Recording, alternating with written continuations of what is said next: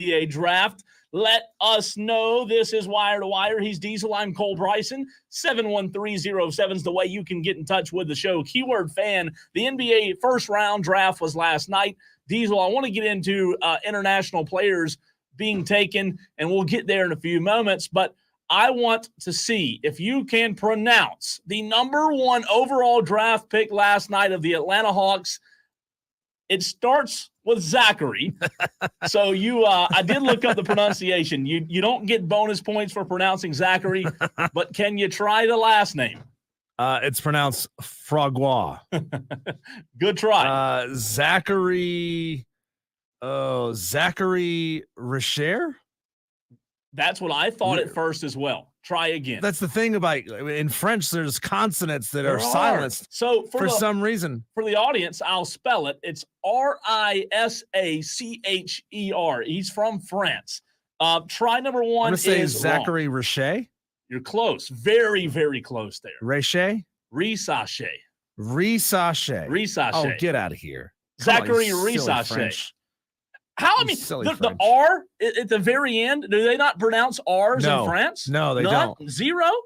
No, they don't. How do they say the word red? Ed? Well, if it's there's a French word for red. Okay. I mean, no, French people do not pronounce any R's. Am I just learning that today? Rouge. In France, it's rouge. Say it again. Rouge.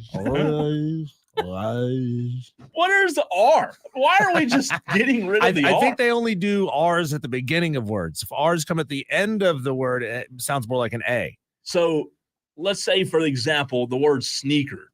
Sneaker. Sneaker. I mean, come on. Zachary Risacher with an R on the end. Taken from France with the number one overall pick last night. Here's the truth about speaking French. You got to sound like you're about to hawk a loogie. Then you sound French. Yeah. You sound like you're a native of France.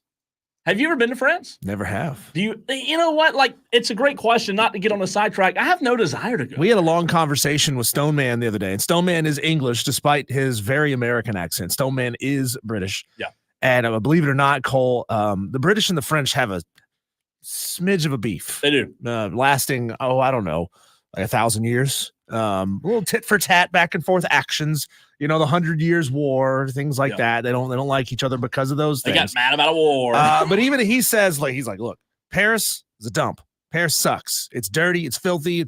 It's full of not Parisians. There's a bunch of immigrants in Paris, and that's not to say that's necessarily a bad thing. He's just saying Paris is not full of French people. It's full of tourists and immigrants. He goes, you go out to the countryside, it's absolutely gorgeous. It's absolutely beautiful. Yeah, I would go to just about any city in France but Paris. I have no interest in seeing the Eiffel Tower. I'd go see the one in Vegas. Yeah, you know what? I know that it's like a historic landmark, but for whatever reason, I have no desire to go there. It's a radio tower. We got a radio tower out back. Yeah, what's the difference? Yeah, nothing. We can go out there and look at it and take pictures. I can climb that one too. Put our finger on the top of it like we're touching it, And again, I want to get into the issue of international players because I was listening to a radio show the other day about this, and I want to get to that. So that's coming. We're going to get to international players because evidently some people have an issue with international players taking over American basketball. So we're going to get to that in just a few moments. But Diesel, the Atlanta Hawks took Zachary Risacher from France. He is a small forward, and supposedly this guy is a freak athlete, just a phenomenon from France. Programming notes. We come from France. We're going to talk to Steve Holman, the play-by-play voice of the Atlanta Hawks, today at 4:20 to get his thoughts on this pick for the Hawks. Alex Sarr, also from France, went second. And then close to France, but not quite, Reed Shepherd from Kentucky went third. So finally, an American Diesel. Yeah. The Houston Rockets drafted Reed Shepherd. I do want to go to the numbers. Pronounce that one. That one's easy. Really, Reed Shepherd. I can even pronounce Alex Sarr. Or, wait a minute. Since Alex Sarr is from France, do you pronounce the two R's on the end? It's probably like Soir. Soiree. Alex Soiree. Alex Soir. I think I heard somebody say Sarr last night, believe it or not. But I do want to get to the number 6 overall pick. Also from France, your Charlotte Hornets my soon-to-be team, maybe, Charlotte Hornets, drafted Tijane Saloon. I have no idea if that's the correct pronunciation or not. Who? You want to try a crack at it? Tijane Saloon. Salon. Shala. I have no idea, but we're going to go with Tijane Salon. If we happen to have any French people listening to the show right now, we apologize. Yeah, really. They're pissed off, man. For just butchering your language and at the same time making fun of you for having such a damn stupid language. Like, come on. I would go out on a limb, though, Diesel, and say, I don't think we have that big of a French audience. You never know. You never know. I guess you're right. So here is what the Charlotte Hornets, Cole's soon-to-be team, maybe when LeBron retires, we don't know. Maybe. We'll LeBron see. James. Diesel, they drafted a player from France. Mm-hmm. I did see from Hornets fans on X, on Twitter, I did see a mixed bag of results. I'll give you a pre-draft analysis on the Charlotte Hornets selection of Tijane Salon. That was pretty good, wasn't it? Salon. All right. They say Salon's strengths. He's a physically gifted power forward whose length, frame, and versatility as a shot maker and defensive intensity stood out in his first professional opportunity in France. His weaknesses, Diesel? While he shows the ability to make shots on the move, he lacks much in the way of ball handling. His ball handling ability is not the best. He was a little inconsistent with his processing speed on both ends of the floor, as one might expect from a late blooming 18-year-old. So they say that Salon's best days are clearly ahead of him as he finished last season better than he started off. He had a significant role last year. They say his combination of size, shooting, and competitiveness on the defensive end are intriguing, even if he's still just getting his feet wet at the highest levels. I think most Hornets fans are kind of like up in the air here. I saw some who were upset about it. Yeah. I saw some Diesel who said, you know what? We've watched some film. Maybe we'll give this guy a chance. Is it okay, though, when you look at a guy like the Charlotte Hornets drafted last night? You know the way I look at it? It's almost unfair for any of us to sit here and act like we know if it's a good pick or a bad pick. We don't even know who he is, you know? I mean, I can – you gotta give it up to the experts, right, who do this all the time. This is Yahoo Sports' Kristen Peak, her draft grade, just simple letter grades for Tijane Salon. She gives him a B+ grade. Don't have any more information than that, a B+ grade. Right? But going down the list here, picks 1 through 4, that would be Zachary Richache, Alex Sarr, Reed Shepard, and Stephen Castle, an A grade. Ron Holland, who went 5th, she gave a B. Salon, 6 to the Hornets, a B+. See, I'm trying here. You did I'm good. trying. I liked it. Donovan Clingan to the Trailblazers, an A. Robert Dillingham to the Timberwolves, a B. And this one shocks me, Cole. Zach Edey, number 9 to Memphis, a D grade. That's not good. Is that because of his just maybe his inability to shoot outside, maybe on the perimeter? Something a lot about – I did read a little bit about her grade on Zach Edey, and a lot had to do with his inability to connect on pick-and-roll scenarios. Yeah.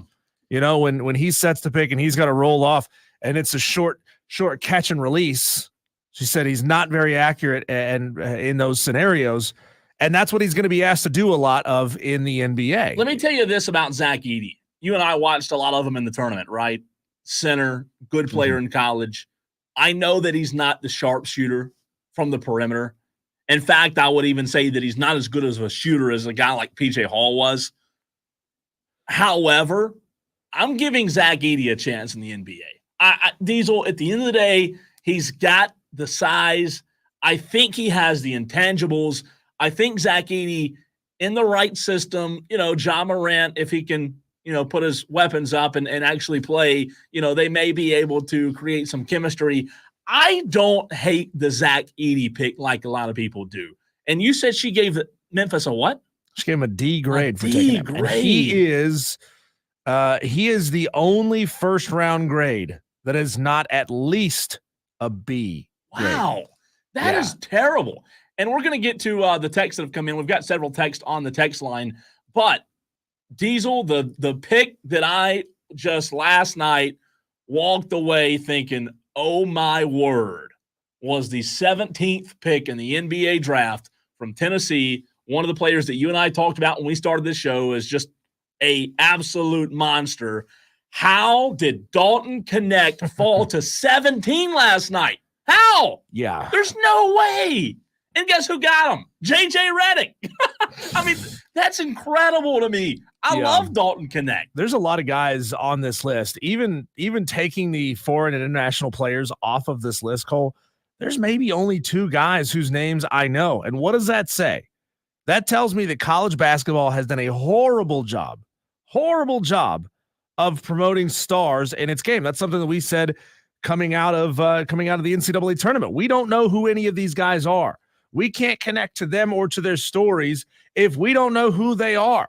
That is a massive failure on the part of NCAA and the tournament not marketing its stars correctly. Dalton Connect, to me, is one of the top 10 players in last night's NBA draft. I mean that. What he did at Tennessee was phenomenal. He is an exceptional player. He ranked 4th at his position by ESPN overall at small forward in the draft. I am fascinated, Diesel, to see what JJ Redick, who, by the way, in the draft room last night was already drawing up plays for Zach Edey, trying to figure out how to work him in. I know I might be wrong. I know I might be crazy. I'm sold on JJ Redick, and now that he gets Dalton Connect, I absolutely love it. I do wonder, Cole, I'm looking at all these foreign players who came in, and some of them, just because they may have a foreign sounding name doesn't necessarily mean that they are a foreign player. But there's at least a handful, 5, 6, 7 guys in the first 30 picks who are foreign players. What that tells me is that American basketball players are simply underdeveloped. They're half-baked. They're premature. They're not ready to be going into the NBA. If this league says, it's a better idea, let's go get a foreign player who doesn't speak the language, who there may be a barrier between him and his coaches and the other players on the team. That's better than going to get one of these guys who is underdeveloped out of Kansas or Kentucky or Duke or North Carolina or UConn. So that's where I wanted to go next, and I'm glad you segued there. Before we get there, though, I do want to get to a few texts. Rick White says Sacramento Kings got the steal of the draft, first round Devin Carter from Providence, best two-way guard in the draft, very similar and comparable to Derek White. I'm sorry, I read Rick White in the second text and thought the text was from Rick White. The texter 483 says he's comparable to Derek White. Good text there, texter. I like that. Texter 615 says Kings Island has an Eiffel Tower. LOL. I like that as well. And then text from the 275. Guys, watch out for the 22nd pick, Dylan Jones, out of Keenan by Columbia. First player drafted in the first round from Weber State since Dame Dalla. Man, we've got some good texts coming in. It's Weber State, right? What did I say? I'm sorry. Weber State. Weber. We've got some really good texts coming in. Keep it the up. Webers wobble, but they don't fall down? Is that right? Mm-hmm. 71307. Start your text with the word fan. That's the way you can get in touch with us. We're also live on Twitter, Facebook, and YouTube. Brandon says Zach Edey will develop into Kristaps Porzingis type, and it may take just as long for him to develop as Kristaps did. Another good comparison. We're getting some strong text to start the show today. I like it. Good comparisons, guys. So back to Diesel, what you segued to. I hear you. And I think I agree with the majority of what you said about Americans not developing basketball players like the internationals. Right. They're all interested in making it to the NBA as fast as they possibly can before they're actually ready. My question is to you, as well as our Tolos, that stands for Turn It On, Leave It On. Do you have issue with this? Because I was listening to a radio host the other night who had major issue. And this was a national radio host, by the way, who had major issue and almost felt like it was a jab at America, like an insult that we weren't developing these guys. I look at it as, this is awesome. I love international players. Am I wrong here? Am I thinking wrong? Well, it just depends on how jingoistic you are as an individual, right? Does it bother you? Does it bother you to see Kristaps Porzingis on the floor? Does it bother you to see Joker on the floor? Does it bother you to see Giannis on the floor? I mean, look, the NBA is still, no matter what anyone says, doesn't matter what leagues there are in other countries on this planet. And genuinely, I don't know. I assume other countries do have leagues of their own. Sure. I just don't know about them, right? The NBA is the biggest, most popular, and most lucrative, as far as the players are concerned and their ability to make money and make a living, league that they could go play in the entire world. So as of right now, we're still seeing the best of the best around the world wanting to make their way to the NBA. On top of that, the NBA scouts have now made it a very, very vital part of their entire recruiting process and evaluation process to go out and evaluate foreign players. We saw it in that Adam Sandler movie. What's it called? The Adam Sandler movie. Why do I always forget the name of this movie? I thought does that mean it's a bad movie name? We always forget this. You and I both do. We always forget. While you look it up, Mark L says, this is my opinion. I love baseball, but we went to a drive game last night, and half of their roster are from Venezuela and Dominican. America's game. The text goes on. I'll try to find the rest of the movie text. Was called Hustle. Hustle. The movie was called Hustle. So that right there showed just how hard these coaches and these scouts work to go and get the foreign players. And there's a tremendous amount of pressure on them, right? To go get the best players they can possibly get. And, you know, I'm not saying they're taking over our games. They're taking over our sports like I'm a South Park redneck. They took our gerbs. I'm not saying that. But at the same time, Cole, I do wonder, and this was a point that I wrote down to bring up, will Americans' interest in American sports diminish if essentially we can't pronounce half of the roster's names? Well, that's a good question. If half of our favorite rosters can't even speak English, we can't connect to them, right? And it's something I've said about Shohei. It's something I've said about the handful of Braves players that need interpreters. Like, how long are some of these guys going to stay on rosters in America without learning to speak the language of the country that they're playing in? Right? I think that is a very important thing. And it's not like I'm saying you're a bad person or I don't want you on my team if you can't speak English. My point is, you're making a living off of this country, and you're gaining the interest of the fans who are spending their hard-earned money to come and see you. I think you owe it to them to at least try. Like, even if you're not good at it, even if you struggle at it for a while, we appreciate the fact that you're trying, right? So if Shohei is speaking in broken English, and I'll bet you, I don't know this to be true or not, I'd bet you Shohei Ohtani speaks fairly good English, right? Yeah. The fact that if he's trying and he speaks in broken English and he makes mistakes, I think that endears him even more to us, right? But if we can't speak the players' names, how are we going to cheer for him from the sidelines? How are we going to say, I want to go root for that guy? I want to try to figure out this Frenchman's name, and I need to Google it, how to pronounce it. I'm not going to do that, right? So then there right there is me saying I'm not as into this roster as I could be. A few other things I want to get to, and then we do have to hit a break. But first, UNC Chris says, I don't know if it's the NCAA that didn't market the stars as well as the NCAA didn't have big stars to market to the last few years. No, it's the NCAA's job to create the stars. Yeah, and I don't agree with that. No. You market who you have and let them become stars. See, right? I totally disagree. I don't think it's the NCAA doesn't sit back and evaluate, all right, who do we got? Nobody? Guess we're not doing any marketing this year. That's not how that works. They need to market the biggest stars in the game and give them a platform and let them become legitimate stars in the fans' eyes. But how do you market players if they're not stars? Like, how do you really market you stars? You pump up what you got. Yeah, but like that's like me and you going and finding a hobo and giving them a TikTok account and saying, hey, go get famous. Have you ever seen a TV commercial for a food product, Cole? Yeah. Have you ever watched how they actually make those things? Like when you look at when you see a commercial for IHOP, they're not pouring syrup, they're pouring motor oil on the pancakes. You know why? Because it looks good on TV and it makes me want it. That's what I'm talking about here. Sometimes you got to BS. You got to embellish. You got to lie a little bit. And then let these guys prove to you that they're stars. I just don't think it's the NCAA's job to create stars. I think it's the stars' job to create. It's not the NCAA's job to market their own product? No, it's not. What? No, that's not what I said. Did I say that? Yeah, you said it's the not NCAA's job. It's not their job to market their stars. No, I didn't. I said create their own stars. There you go. Well, creating their own stars is marketing the sport. Wait a minute. Say what I actually said. It's not their job to create stars. That's what I said.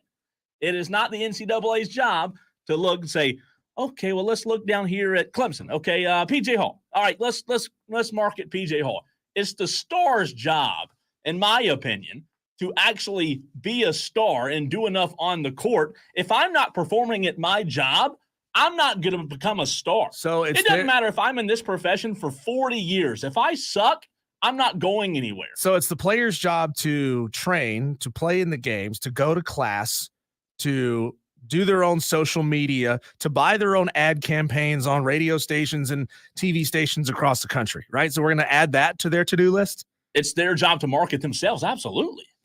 Yeah. So what do you want? Everything handed to you in this world? No, it's the sport's job to market its own stars. It's not the player's job to do it for them. So the NCAA, it's the sport's job to do it. The NCAA is the one with all the money. As big of a hack job as the NCAA is, you expect them to market the stars. Yeah. Good luck. I expect any product to market itself. All right. I do want to get to Scott's comment real quick. Good comment here by Scott on the stream. See, I knew my comparison of Derek White and Devin Carter was solid. I'm biased as a Providence fan, but I saw Carter play for the Gamecocks, tenacious, defended with active hands, who constantly jumps passing lanes. His three-point shooting improved drastically last season. Elite offensive rebounder as a 6'3" guard. I mean, what is the deal today with our Tolos just coming in strong off the bat with some incredible text diesel as well as comments on the stream? That's coming off the bench and dropping 20 before you sit back down. Our Tolos are just killing it in this first segment. Fantastic. Keep it up. All right, we've got to run, though. We do have to run. When we come back, Cole, here's one of the byproducts of becoming a dynasty, the weird tertiary ways of marketing your product start showing their heads. What's going on with the Kansas City Chiefs? What are they getting into? Talk about that next, right here on the Fan Upstate.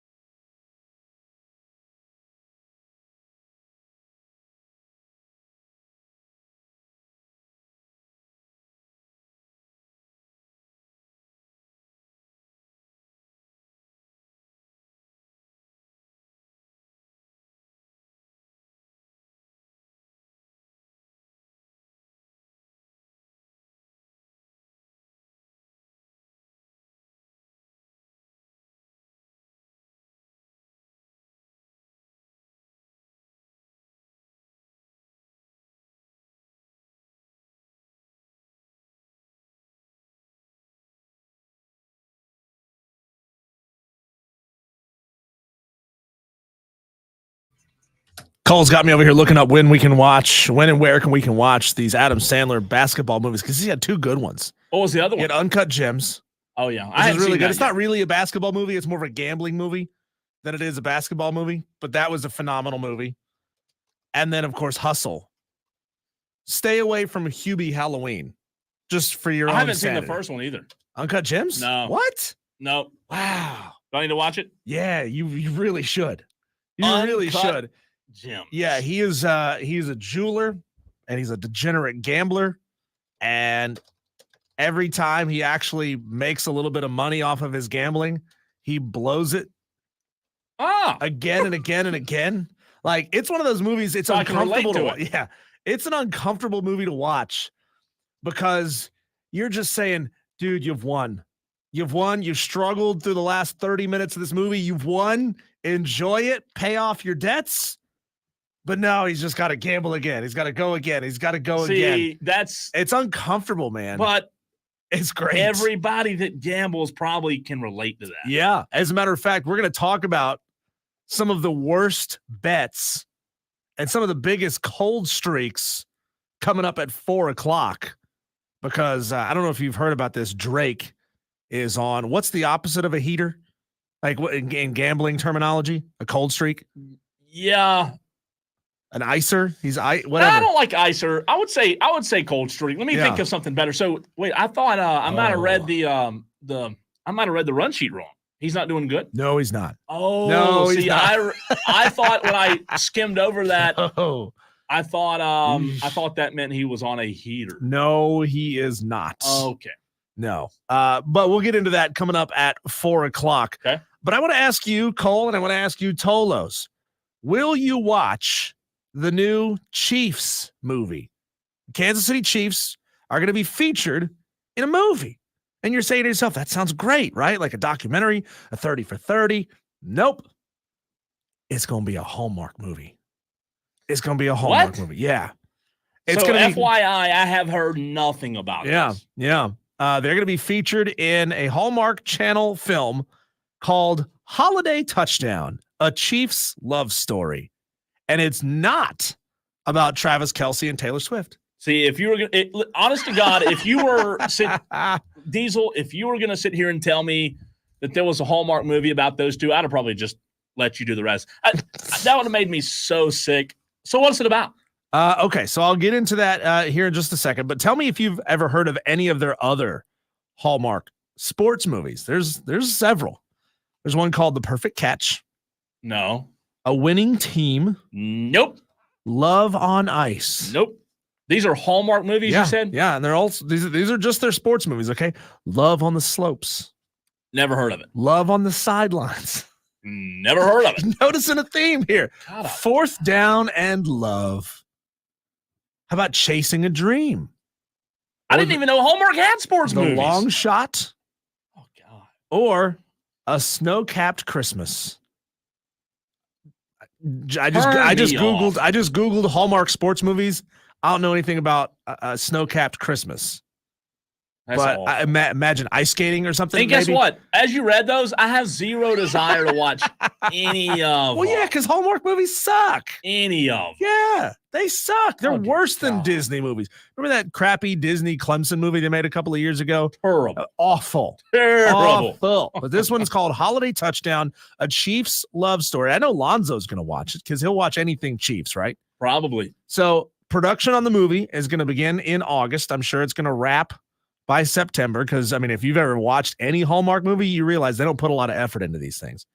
The cast are Tyler Hines, Hunter King, and Ed Begley Jr. You may know the name Ed Begley Jr. You may not. If you saw his face, you'd be like, oh, okay, I know that guy. Okay. He's the biggest star. The biggest star in the movie is a guy who you can't picture. Okay. So Lisa Hamilton Daly, Executive Vice President of Programming for Hallmark, said, quote, with Hallmark and the Kansas City Chiefs, both homegrown, rooted in values, tradition, and community, there is a special alchemy between these two iconic organizations. Yeah, because there's the Chiefs and Hallmark have so much in common. By blending the warmth of Hallmark storytelling with the excitement of professional football.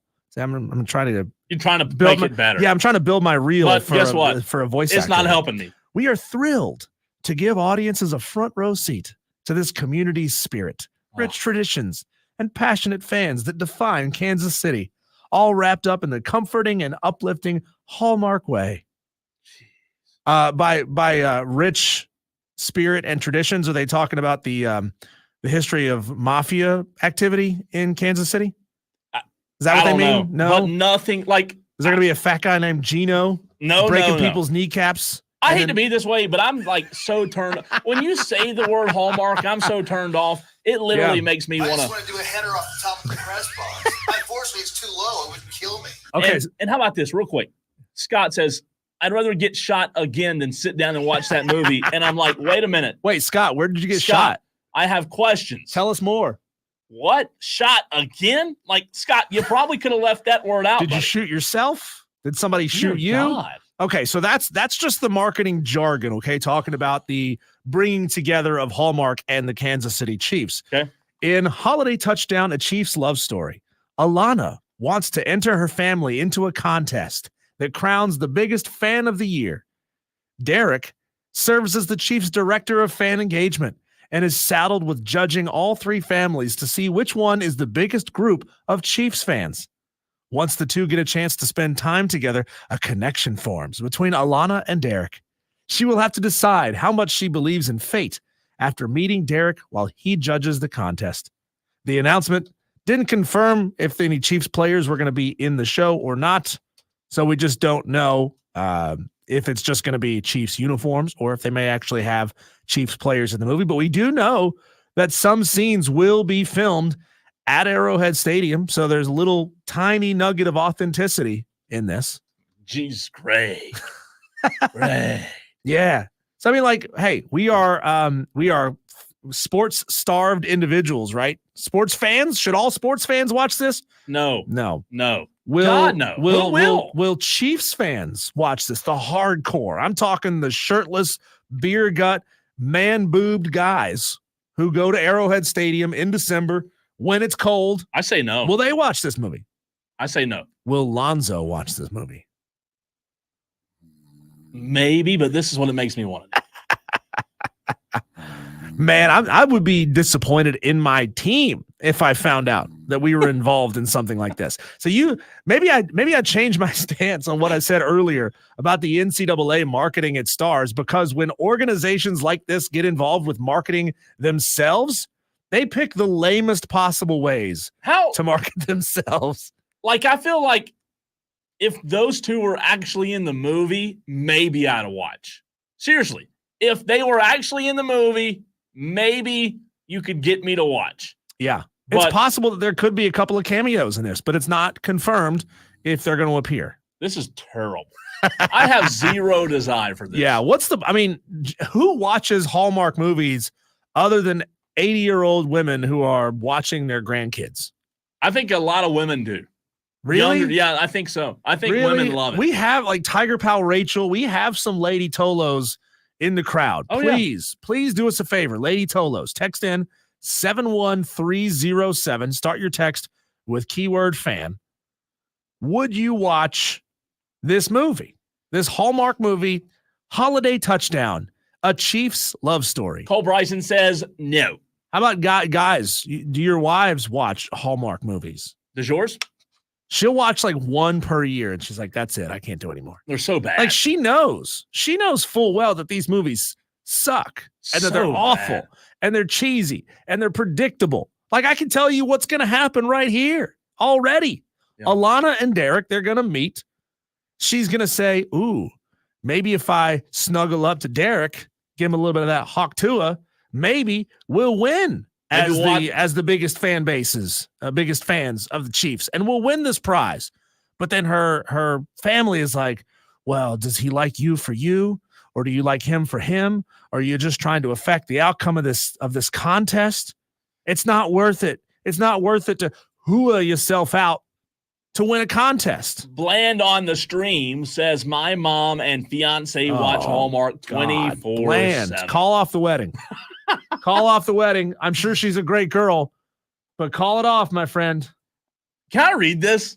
Yes. Scott says, so to recap, just so everybody knows what we're talking about. Scott if you just got tuned shot. in, Scott messaged earlier and was like, I'd rather get shot again than sit down and watch Hallmark. And I'm like, again? Scott comes back and says on the stream, I got shot driving a coworker to work. He was playing with a gun in the car and pulled the trigger, severed the nerves in my leg, so I had to crash my car into a ditch near J.L. Mann High School to get it stopped. Scott, that one's on you, my friend.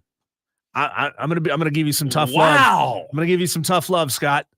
That's on you for letting somebody play with a gun in your car Or driving a coworker. And, I mean, really. yes, never do anything nice for anyone. How dare you? I mean, Don't you know what could happen? If you called me and said that your car was broke down, I'd give you a lift. But if Will across the hall called me, I'd say, Will, I can't do it. You give him a phone number for a taxi service. Like, Call download an Uber. Yeah, download Uber. I mean, come on. The reality of it is, every person won't admit it, but there are only a few coworkers that you'll actually give rides for. Right? Your boss, obviously, because you don't want to get fired. And then, one or two people other than that. James says this draft is basically the clearance bin at Big Lots. Oh, he's talking about the NBA draft. I thought you were talking about a draft of the script. Yeah, this is going to end up in a clearance bin somewhere. Ooh, like you ever go to Walmart and you see that clearance bin of movies, like the $5 movies? That's where you're going to find this. This is where this movie is going to live. It sucks. It's crap. It should never get made. We need to call up somebody and end this abomination before it gets off the ground. It hasn't started filming yet. All right, coming up in the very next segment, I want to get to a very short piece of audio that we had yesterday when talking to Ramon Robinson about Lenoris Sellers. You and I asked Ramon about Lenoris, what Gamecock fans should expect in 2024. I want to react to this piece of audio next.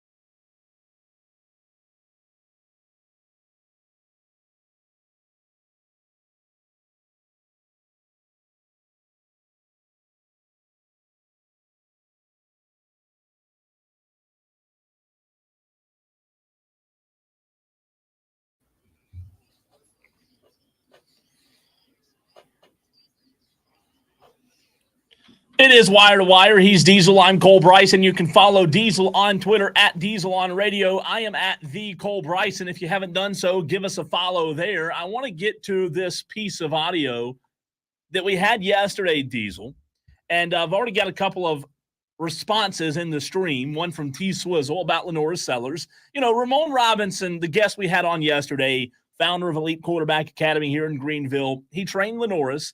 And from someone's perspective who trained Lenoris Sellers, I wanted to hear what he thought Gamecock fans should expect. If you missed the answer, it's about a minute and a half long, if you will. Here is what Ramon says you can expect from Lenoris, and then Diesel and I will tell you if we agree or disagree. Ramon, can you give South Carolina Gamecock fans a little bit of a behind the scenes of what you've seen from Lenoris? Obviously, having trained him, you've been around him a lot more than the common person. What have you seen from him, and what do you think South Carolina Gamecock fans should expect in 2024? The thing I've seen from him, the one is I've seen growth every year. I've seen consistency. I've seen determination, and that's what I've seen from him since he started training with me, from being recommended by one of my college teammates to come and train with me. I got the next Ramon Robinson. That's how he came to me. He said, this guy can throw the ball already 50-something yards in like the sixth grade. I think he started with me in the sixth grade. I think it was sixth or seventh grade. And that's what it's been. And it's just been that his development and growth, and he's still growing, not just growing mentally. He's still growing physically. The boy done grew like 2 inches since he's been at the University of South Carolina. And it's just that he's a guy that's full of growth and I'm going to say experience as well, because he knows what it takes right now. He knows the position that he's in. It's not going to his head. He's taking one day at a time. He's still doing the things that he did prior to him getting any type of offers. He's still grinding away, doing his tune-up sessions outside the season. Like right now, this is the off season. He's doing the things that he needs to do and to be prepared to take over as QB1. And the things that people looking forward to seeing is being Lenoris Sellers. If Lenoris Sellers go be in Lenoris Sellers, they have no issues. I just said it the other day. Lenoris just has to be him. He don't have to be nobody else. He go be Lenoris Sellers, and everything else will take place.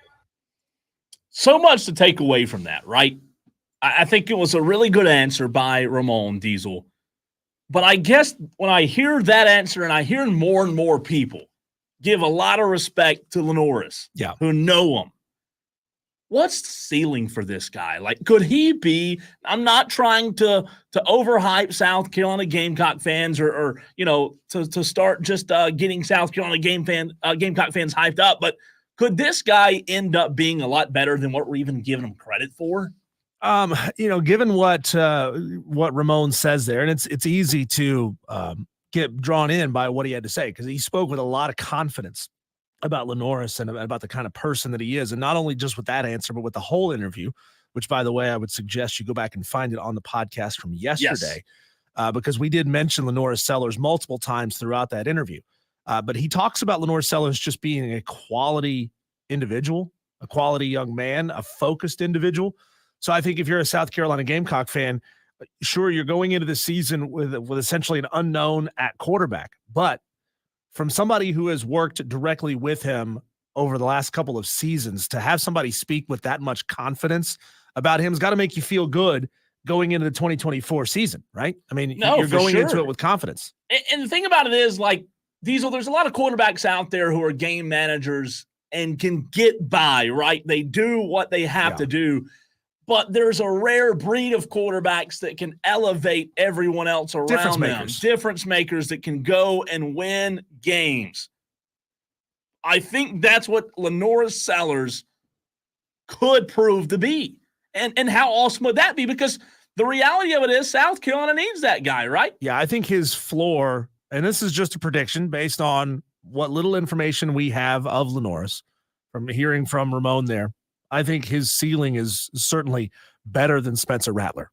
I think he's got the potential to be better than Spencer Rattler. And of course, it helps. It would very much help him to have a better offensive line around him, to have equal or better weapons in the wide receiving room, to have a quality running back who can take the pressure off of and misdirect.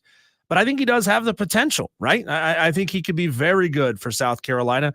The only thing that makes me nervous is he's still got 3 years of eligibility there. And if Shane Beamer is not around, or if they shuffle the deck chairs again and go with another OC, you could be in a tough spot. I think as football season gets here, there's going to be a lot of things that we notice about Lenore Sellers that are really, really good qualities.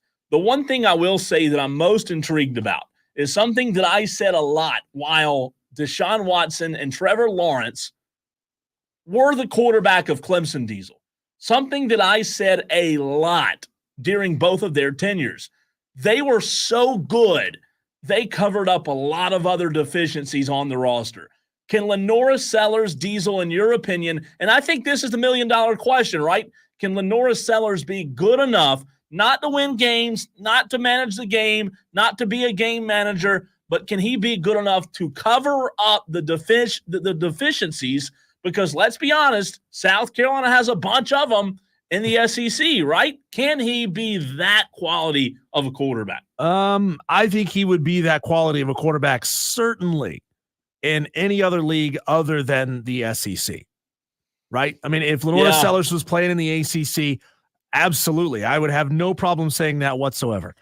But this is the SEC, right? This is a tough spot for them to try to pull out of the middle of the pack when it comes to the conference. So they're going to have themselves a difficult time, and certainly with the quality of edge rushing and the quality of defensive lines, Lenora Sellers is going to struggle, especially when you look at the opening couple of weeks of the schedule. Now, I don't think he'll have any problems looking good against Old Dominion or Akron, weeks 1 and week 4. Yeah. But the problem is right there in the middle. When you got Kentucky and LSU coming in, you're on the road at Kentucky, you play LSU at home, and then starting with week number 5, that's when it gets brutal, man. You got Ole Miss, Alabama, Oklahoma, Texas A&M all in a row. And that could be a stretch there where South Carolina Gamecock fans' faith in Lenoris is tested. Could be. So find the things that show you that he's making positive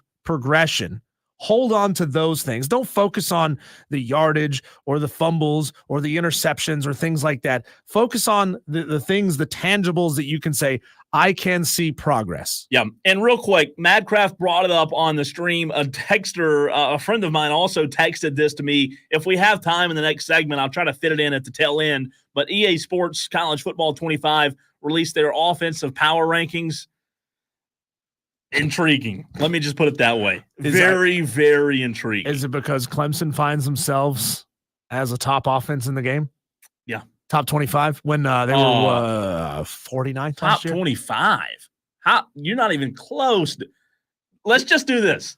Tail end of next segment, we're going to get to your Drake cold streak of bets. After that, I'll tell you where Clemson is. This is nuts. There's no way this is when right. We come back, exactly. Drake on a legendary cold streak, gambling wise. I don't gamble. Cole does. Maybe some of y'all do. I want to get your thoughts on this. That's coming up next. Right here on 97.7 FM in Greenville, 97.1 FM in Spartanburg, everywhere you are on the free Odyssey app.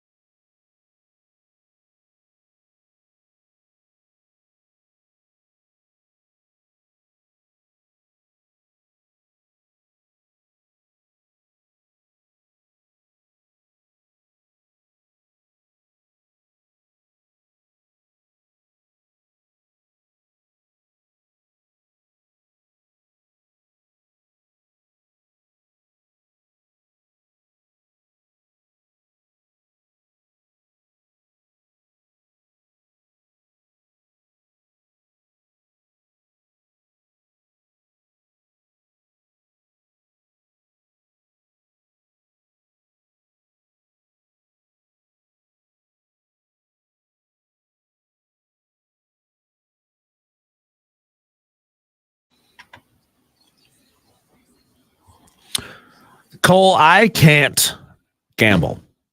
Not that I don't think that I would have fun at it. Sports gambling. I love going to a casino and playing a little blackjack. Yeah. With sports betting, I couldn't do it because I have an addictive personality when it comes to hobbies. Like I want to dig into it. I do too. I want to spend all my time researching it, trying to figure out how to get good at it. You know what my garage is full of? Equipment from hobbies that I was really, really into for a while, put down and haven't touched for a long time. I thought you were going to say you don't gamble because it's illegal. No, that doesn't have. I do a lot of illegal things. Right. Doing something just illegal doesn't bother me. Okay. Right? There's a lot of things. But I couldn't do it, right? Because I would feel like I could outsmart the system, figure out a niche, and make sure I could get it right. And there are millions of people across this country whose bank accounts read zero right now because they thought the exact same thing. True. Sadly, but it's true. So let me tell you about Drake. You know Drake, the rapper. Yeah. I don't know any of his songs because I hate rap music. Like 90s rap music, East Coast, West Coast, that kind of rap music, that's my stuff. Okay. Anything after that, I don't care. Once they started mumbling, I was out. You like DMX? I do like DMX. Good. Drake, though, Cole, legendary Canadian rapper. Oxymoron. I didn't really think you could combine those words. He is now on a legendary cold streak. Have you figured out what the terminology is that would be opposite of a heater? A cooler?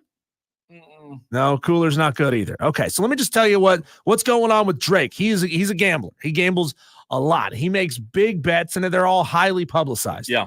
So let me tell you about this streak that he is on. He bet $565,000 on Tyson Fury to beat Alexander Usyk. Usyk won by a split decision. So that's $500,000. Yeah. Gone. He also bet $500K on the Dallas Mavericks to win the NBA Finals. That's $500K gone. Adios. And he bet $500K on the Oilers to win the Stanley Cup Finals, which had he won, would have paid out $1.025 million, except it didn't go his way. So that's $1.5 million. And that's just 3 bets. Like, this dude is betting on a lot of other things, right? Him and Ipe would get along well. Yeah. Yeah. That's a lot of money. Have you ever found yourself on a cold streak?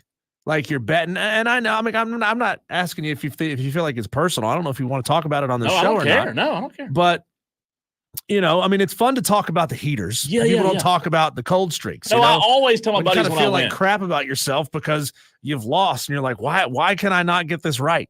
No, me and my buddies always. I mean, anytime we're on a heater, we're in the group chat. Man, I hit 4 in a row. However, when you're not on a heater, it doesn't really get talked about. Does it hurt? So you guys don't rag on each other for making bad bets? No, because we all suck. We all suck at it. Nobody's good at it. And again, so do you feel like gambling for you? Do you want to? Is it ideal for you to essentially go 50-50 wins and losses? I mean, obviously, you want to come out financially ahead, of course, right? But you plan to, unless you're just like an elite level gambler. You're not going to come out ahead. That's the whole point of gambling, is to make you lose money so that people who are really good at this can win money. So I'll say this. I don't bet anywhere, close to what a lot of people do. I bet very small amounts. However, the reason I do it, like there's a reason people gamble. Well, there's a reason people do everything, right? Yeah. The reason that I do it is because, for example, if there's a game on tonight, let's pretend it's a basketball game or a hockey game. Say a Subway Series. Yeah. The Mets. That's Yankees. fine too. If I'm not going to gamble on it, if I don't have a stake in it or any cheese on it, I'm not going to watch it. And I do this a lot at my buddy's house. We'll watch games on the weekends. If I don't have anything invested, I don't care about watching. I'd rather do something else. So it gives you reason to watch games you otherwise would not watch. It gives me reason to not only watch them, but like hang on to every single play which is a fantastic thrill. I mean, again, I'm not encouraging it. I'm not encouraging it. Does it change your ability? And we've had we've talked sports gambling on this show a couple times in the past. Oh, yeah. And we've read about sports gambling and what it's doing to American sports and what it's doing to American sports fans. Do you feel like it changes your ability to be interested in a game that you don't have money on? Has it changed the way you consume sports? 100%. For the better or for the worse? Because depends what you mean. It depends on what the better is, right? Like, yeah, we had that story a couple of weeks ago about all the fans who are now screaming at players. You know, you just lost me. You know, 10 grand on this play. You owe me. And there were stories from several Major League Baseball players who said that fans have found their Venmo accounts and have requested their gambling losses back from the players. Right. So that there's a guy like. Let's just say you started out as a fan of the Braves. Sure. But then you got into gambling on the Braves. And then now you're angry at the Braves and you're angry at Braves players for not winning you your bets. It does happen. It does. If it was me, I could only gamble on teams that were not my favorite teams. I would say never. A lot of people do that. Never will I gamble on my teams that I have an emotional connection to because it'll give me a reason to hate my teams. Buddy of mine's the same way. Buddy of mine will never bet on South Carolina. So let me tell you what the worst thing is for someone that is new to it. The worst thing that happens is what happened to me on September the 4th, 2022. I'm looking at it because I have it pulled up. You have a screenshot on your phone. No, I just pulled it's it actually up your backdrop. No, I pulled it up on the website. On my what website? Never mind. All right, before I get down that rabbit hole. The worst thing on a that company can computer? Happen, yeah, the worst thing that can happen is you bet a parlay of 5 teams during football season. Like, for example, USC Trojans minus 32.5, Kentucky minus 15, Notre Dame minus plus 17, South Carolina minus 12, and Alabama minus 42. This was opening weekend, okay? The worst thing that possibly can happen is you put a little bit on a parlay and it pays out big. That's the worst thing that happens because then you think, oh, I can do this anytime. This is easy. I can do this every weekend. It doesn't happen that way. Yeah. I love sports gambling. I love the Wagertainment show after hours every day. I listen to it, but I don't gamble a lot because I know that if I have that addictive personality like you talked about, because I'm the same way, you know, I'll see, I want to sit down. I want to be able to sit down and watch the game for the love of the game, right? There's a reason I can turn on and watch the what they used to call it Pac-12 After Dark. And turn on and watch the 10 p.m. kickoff of Oregon State versus Cal, just because I love watching football. Like you should be able to. I don't need that extra little bit to put on it to make it more entertaining for me, right? Because now I'm not focused on the game and watching at the athleticism. I'm thinking, okay, running back's got 15 yards now. Okay, now he's got 17.5. I need him to get to 75 yards. Okay, he needs to get this many more carries. Like it changes. Like I think it rewires your brain chemistry in a bad way. And to your point, you should be able to watch a game like that, and you can watch it. You, Diesel, can watch a game for the love of the game now because you don't gamble.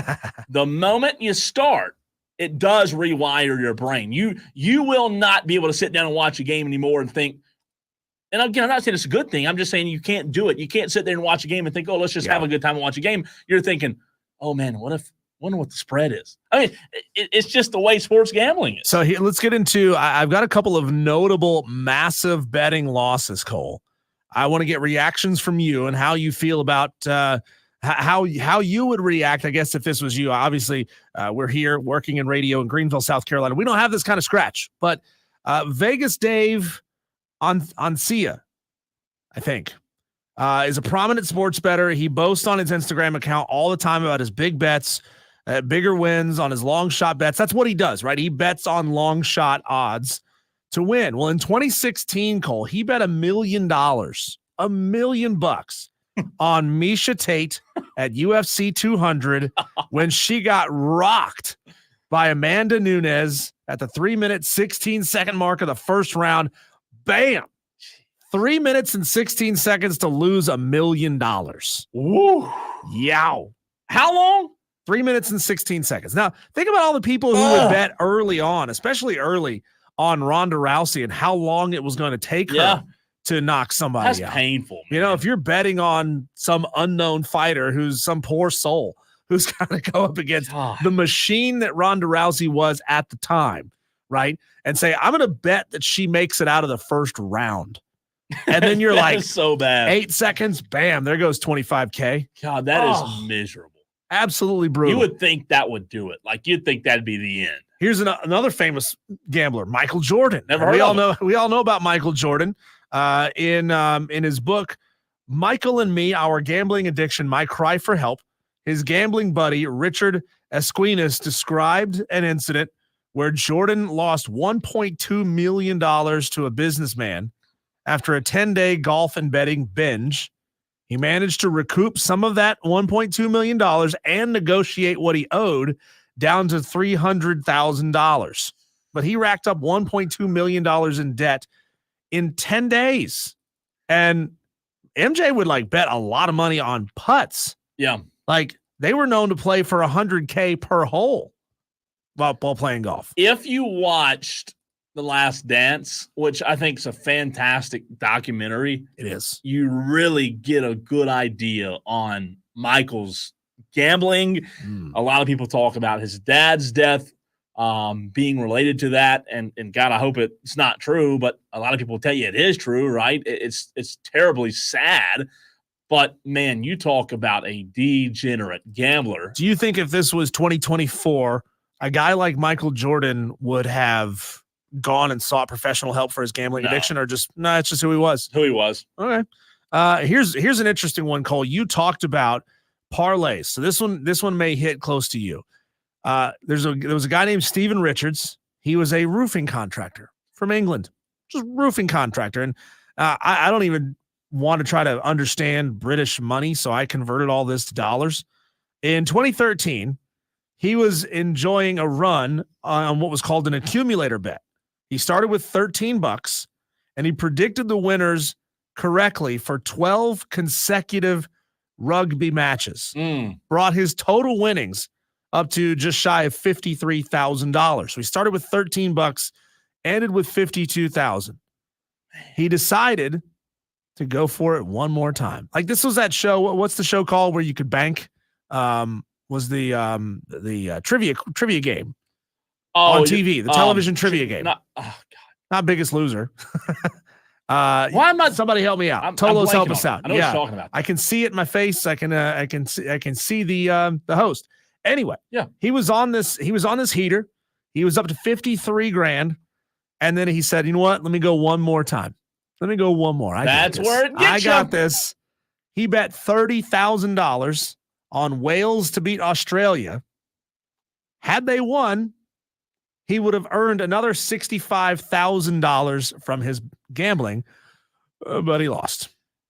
That is a little bit much. It says here, the way they characterize it, his winnings from the week before had barely touched his accounts before it was all gone. The weakest link.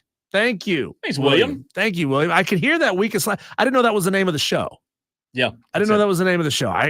You are the weakest link. Goodbye. Yeah, I remember that part. Yeah. But like, here's a guy, he's a roofing contractor. That's bad. He's a roofing contractor, and he had a chance, Cole, to walk away with about $85,000 in winnings on $13. Here's the problem with it. He lost it all. The last thing I'll say about it, put a bow on it.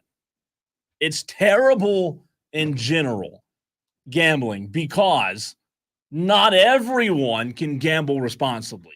Like in my opinion, there's a small percentage, Diesel, of gamblers who actually gamble responsibly. Going to a casino up 85 is not gambling responsibly, right? Nothing about that is gambling responsibly. So there's a very small percentage that does gamble responsibly.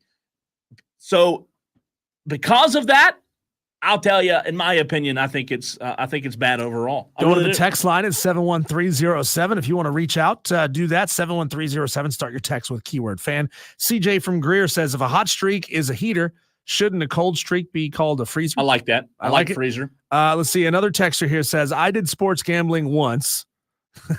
That's how we can tell you only did it once. I did sports gambling once, and it will be my last.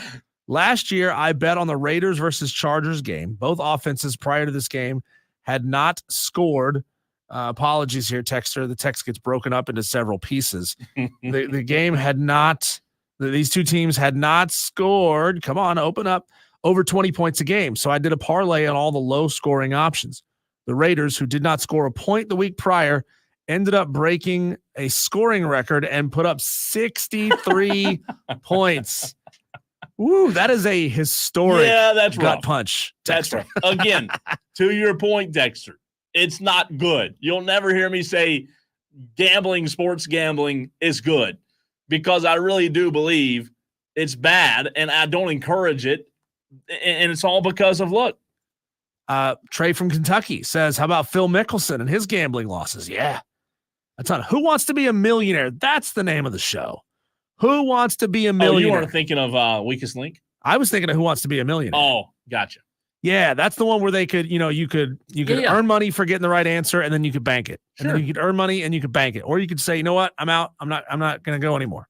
The other movie or the other show that was like that was the briefcase. The briefcase show. one? What was that? The one where the now Queen of England? Yeah, the banker, Howie, the bald guy, was that who it was? Howie would call the bank. They'd get why am I so bad at remembering these shows? Because they weren't good shows. They were crap TV. What's the name of that show? With the briefcases? Deal or No Deal. Deal or No Deal. You hit the buzzer. Deal, baby. I'm so bad at remembering. That's pitiful. Texter says, I think Deal or No Deal people were dumb.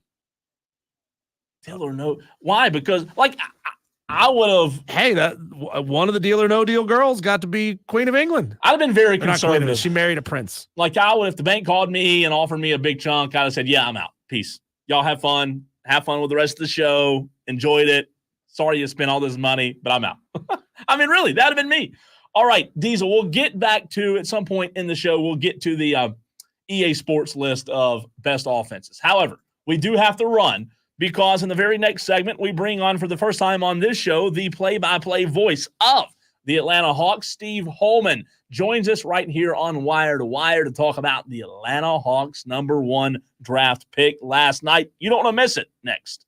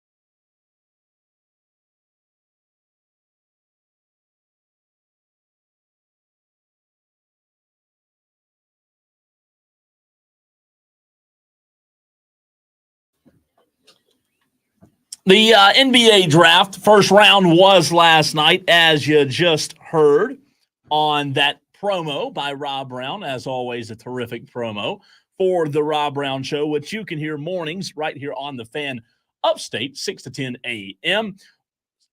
Want to bring in Steve Holman, play-by-play voice of the Atlanta Hawks, good friend of mine. Steve, you always do an incredible job. I love having you on. But the $1 million question that I have for you is, can Steve Holman pronounce the Atlanta Hawks draft pick last night? Ricochet. It's not that hard. I don't think it's going to be that hard to do. I like it. You did pretty good there. Ricochet. Did I say it right? Right. Yeah. Ricochet. Yes. Ricochet. So when he blocks the shot, I'll say it's a ricochet. That's fantastic, Steve. Yeah, Steve, you answered my first question there. I was wondering if you're going to call him Ricochet or if you're already workshopping nicknames, and you beat me to it there. Zachary might be good. There you go. Let's call him that. So we'll come up with something, I'm sure, before the season begins. But it's been an exciting, 24 hours here. Everybody was anticipating the first round pick, and I think we had a great crowd at the State Farm Arena last night. I think everybody was pretty excited. So we're looking forward to it. He's going to be introduced tomorrow to the media here. They normally would do it the day after, but we have that little debate coming up here in Atlanta tonight. So a lot of the roads are closed, and it's kind of a wild scene in Atlanta right now. So that's why they've delayed that unveiling of the number 1 draft pick until tomorrow. he is the play-by-play voice of the Atlanta Hawks. Steve Holman joining us here on Wire to Wire with Diesel and Cole Bryson. Given what's left, Steve, going into the second round tonight, will the Hawks go best available, or do they try to draft for need at this point? Well, I think it's probably best available at number 44 now, which they didn't have a pick in the second round at all until earlier today, and now they do when they traded A.J. Griffin to Houston for that number 44 pick. So, second round picks these days are, you can get lucky and get somebody maybe. You could maybe get a Jokic if you're lucky, like Denver did. But I would say that, pretty much you just look for the best player available and hope for the best. Hey, Steve, what do you know about Zachary Ricochet, and is he someone that can be, in your opinion, a pretty quick contributor to this team? Well, I think from everything that's been, written and said, he's going to be able to jump right into the rotation in some way, shape, or form. He's got the size, certainly. He's a defensive presence along with offense. He can jump in at the number 2 guard spot, which I think a lot of the experts have said he probably will. He can shoot threes like crazy, but he also has a great length, the wingspan, the defense, which is something that the Hawks have needed the last couple of years. They're one of the weaker teams on defense last season, and I know Quinn Snyder wants to certainly improve that this year. So I think that he'll be available in several different positions throughout the year, but I think he's going to jump right in. He's only 19, as you guys know. He's also, one of the things they said they're going to throw him right in their weight room to get him working on that. He'll be in the summer league, I assume, next month in Vegas, so he'll get a chance to, see some work there. So I think he's going to jump right in. To make a long story short, I think he will play certainly right away because he's got the talent, and being only 19 years old, it's not going to take too much to get him acclimated to it. And here we go. I mean, we've got Jalen Johnson who came in here at 19. And he's kind of blossoming into a star right now. So there's a lot to build around here, and I think that people are excited that he's here. Steve, leading up to this selection of Zachary Ricochet, a lot has been made about DeAndre Hunter and his future there in Atlanta. I assume it's because there's just a lot of similarities in their size, their body type, their game, possibly turning DeAndre Hunter, who is a 15-point a night, 4 rebound per game kind of guy, into more of a role player. Do you see it that way? And is DeAndre Hunter suited to that role? Well, I don't think he would be a role player. He's number 4 pick in the draft, and I think that they will utilize him in that category. But who knows what's going to be happening? between now and the start of the season, it's going to be a lot of things will be happening and a lot of moving pieces. You've got the free agency thing starts on July 1st. So who knows what's going to be happening, but we don't know exactly what the whole thing's going to look like when we tip it off in October. I think October 23rd is going to be opening night. October 22nd, maybe for the big TNT games, but there's going to be a lot happening between now and then. Steve, you talk about what the Hawks will look like in 2024, and Steve Holman's opinion, will Trae Young be an Atlanta Hawk in 2024? Those are, as we like to say, beyond my pay grade. I don't know. I like Trae a lot. I think he's one of the elite players in the league, but those are not anything that I know right now. I wouldn't know the answer to that. Really, if my life depended on it. So those are questions I don't know. Those are things I'll leave to you talk show guys and leave it to the Twitter world and everything else. But one thing I've learned over, this will be my 40th year with the Hawks, is that you call the games with the guys that are here. And when they throw the ball up in the air in October, we'll see who's here and who's not here. Steve, obviously no Atlanta Hawks selected to that NBA Olympic team. I understand that it's a small roster. When there's only 12 guys, there's only so much you can do and so many players you can put on the roster. But do you think the committee considered any of those guys, Trae Young, DeJounte Murray, DeAndre Hunter, all of them good basketball players? Were they considered, and did they make a mistake possibly by not considering those guys? I think they made a big mistake by leaving Trae off. And, there's just, I don't know what the reasons are, or what the coaches don't like about him, but he certainly would be a great addition to that team, in my opinion. And I think that sometimes when the players don't vote for him for certain awards and things like that, that there's a lot of jealousy involved with him. But he's been a great player for the Hawks. He's been a good team guy. He's great in the locker room. Nice kid. Got 2 kids of his own right now. He's matured a lot in 6 seasons. I just love him. I think, I think any team that doesn't include him on it's making a mistake. I thought, Steve, that Clint Capella in Atlanta, I watched him in Houston, and for whatever reason, man, maybe I was wrong. I just thought that Clint Capella in Houston would turn into a star. How would you classify his stint in Atlanta and what you would consider him to be thus far? Oh, he's been solid. He's been a great part of our team. He's been a big part of the team going to the Eastern Finals a couple of years ago. He's a shot blocker. He's good around the rim. Rebounder. He's doubles every night, just about. So I don't think you can ask any more for him. As a guy that averages like 12 and 12. If you want to not say he's not a superstar, but he's a solid player. You don't find many 12 and 12 guys in the league, and they're kind of few and far between. So I think Clint's been terrific. Steve Holman, find him on Twitter at Real Voice of Hawk. Steve, we in Greenville, we are situated right between Atlanta and Charlotte. We are in a weird place. We're kind of in a black hole of basketball fandom, and neither the Hawks nor the Hornets, in my opinion, are doing anything at all to try to draw in fans from the state of South Carolina. We sit equidistant between the two.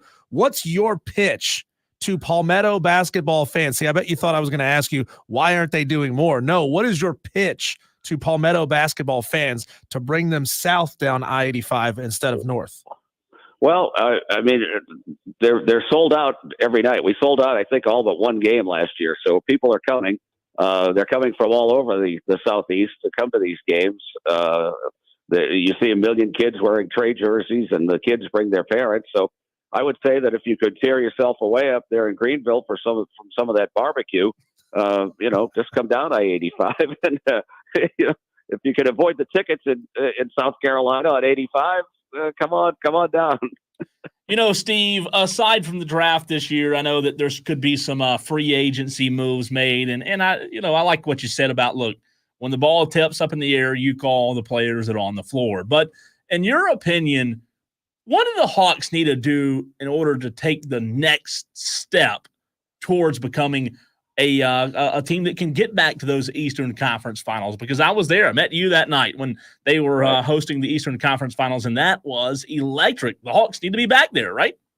Yeah, I mean, they're not that far off. I mean, to tell you the truth, I mean, they've got a good core here, and you hear sometimes fans on Twitter and things like that on talk shows saying, they need to tear it down, rebuild it, do this and that.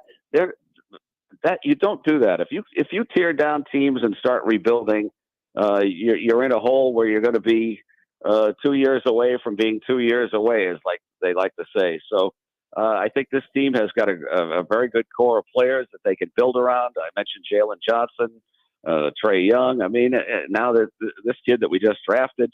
So I think that there's a lot of hope, and there were a lot of injuries, as all teams have, but there were a ton of them last year. Trae got hurt, missed most of the end of the season. I think we could have made a push to be in the number 6 spot to stay out of that play-in, but it didn't work out. Jalen Johnson broke his wrist when things were going great at the beginning of last season.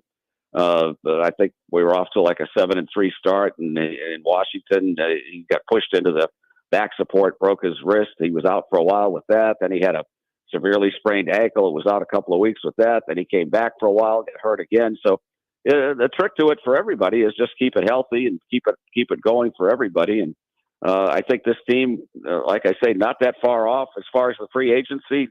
Who knows what's going to happen? We're all NBA. I'm an NBA employee, a Hawks employee, so we're not really allowed to say names or speculate on any names or what could happen in the free agent thing that starts July 1st. So, we'll let it all play out and see what happens. Steve, what were your thoughts on a guy that you saw a good bit playing in the East in Philadelphia, on J.J. Redick being hired as the head coach of the Lakers? Well, I would say good luck to him. Never having coached anywhere as an assistant or anything else. I don't know if he coaches his kids' teams, but that's a tall order, and you have to report to a lot of people in Los Angeles, and apparently the number one person he's going to have to report to is his old podcast partner, LeBron. So, we'll see how that goes. I wasn't thrilled with the way he handled his news conference the other day, starting out. The profanity and everything else. I mean, I'm no prude myself, but I don't think that's the way you handle yourself at a news conference.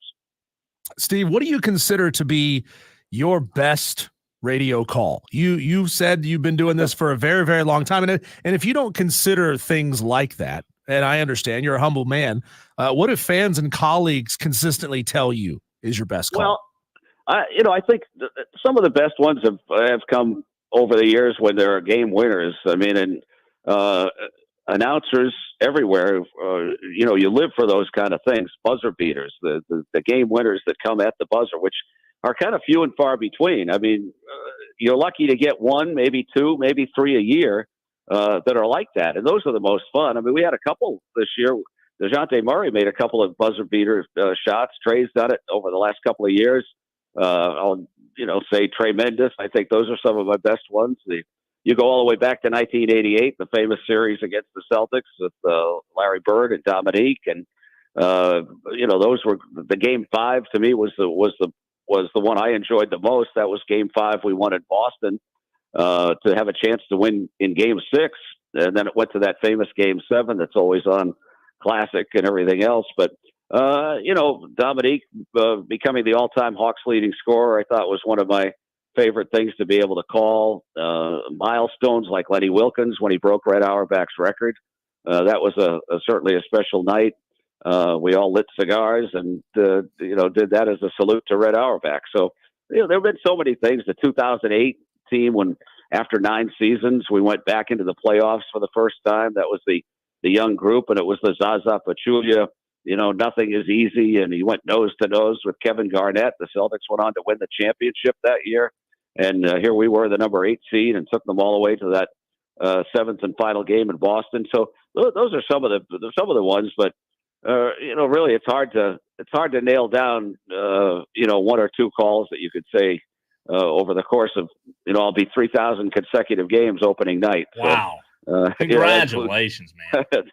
That's regular season and playoffs only. I don't count preseason, but there are a lot of good things that have happened over those times, and I just look forward to every night, and I'm just very thankful and I feel like I've had a God-given talent to be able to do this and do it as long as I have, and God willing, I'll do it for a long time longer than this.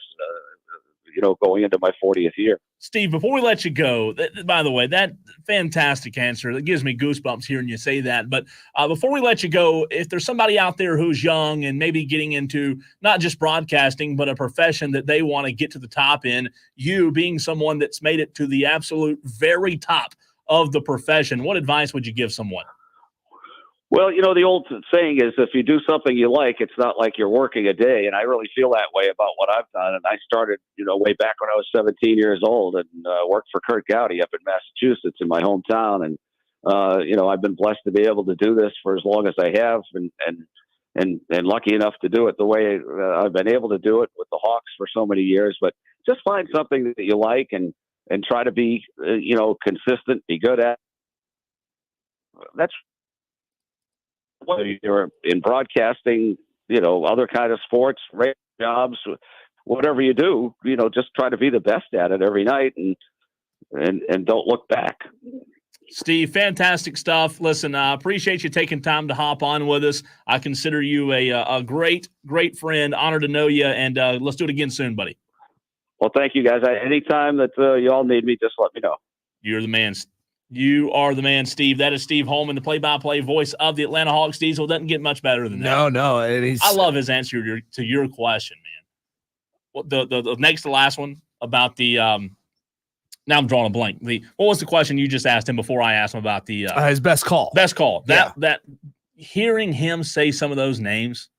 Oh my God. I mean, when you've got a 40-year career in the business and you worked for a franchise that hasn't necessarily found a ton of success over that 40 years, to still be able to look back and say, man, I was calling Dominique Wilkins games. Larry Bird. Night after night. I was calling Larry Bird games. So even if you're not calling for one of the elite tippy-top blue blood type of programs, you still get to brush shoulders with the players who come through those halls.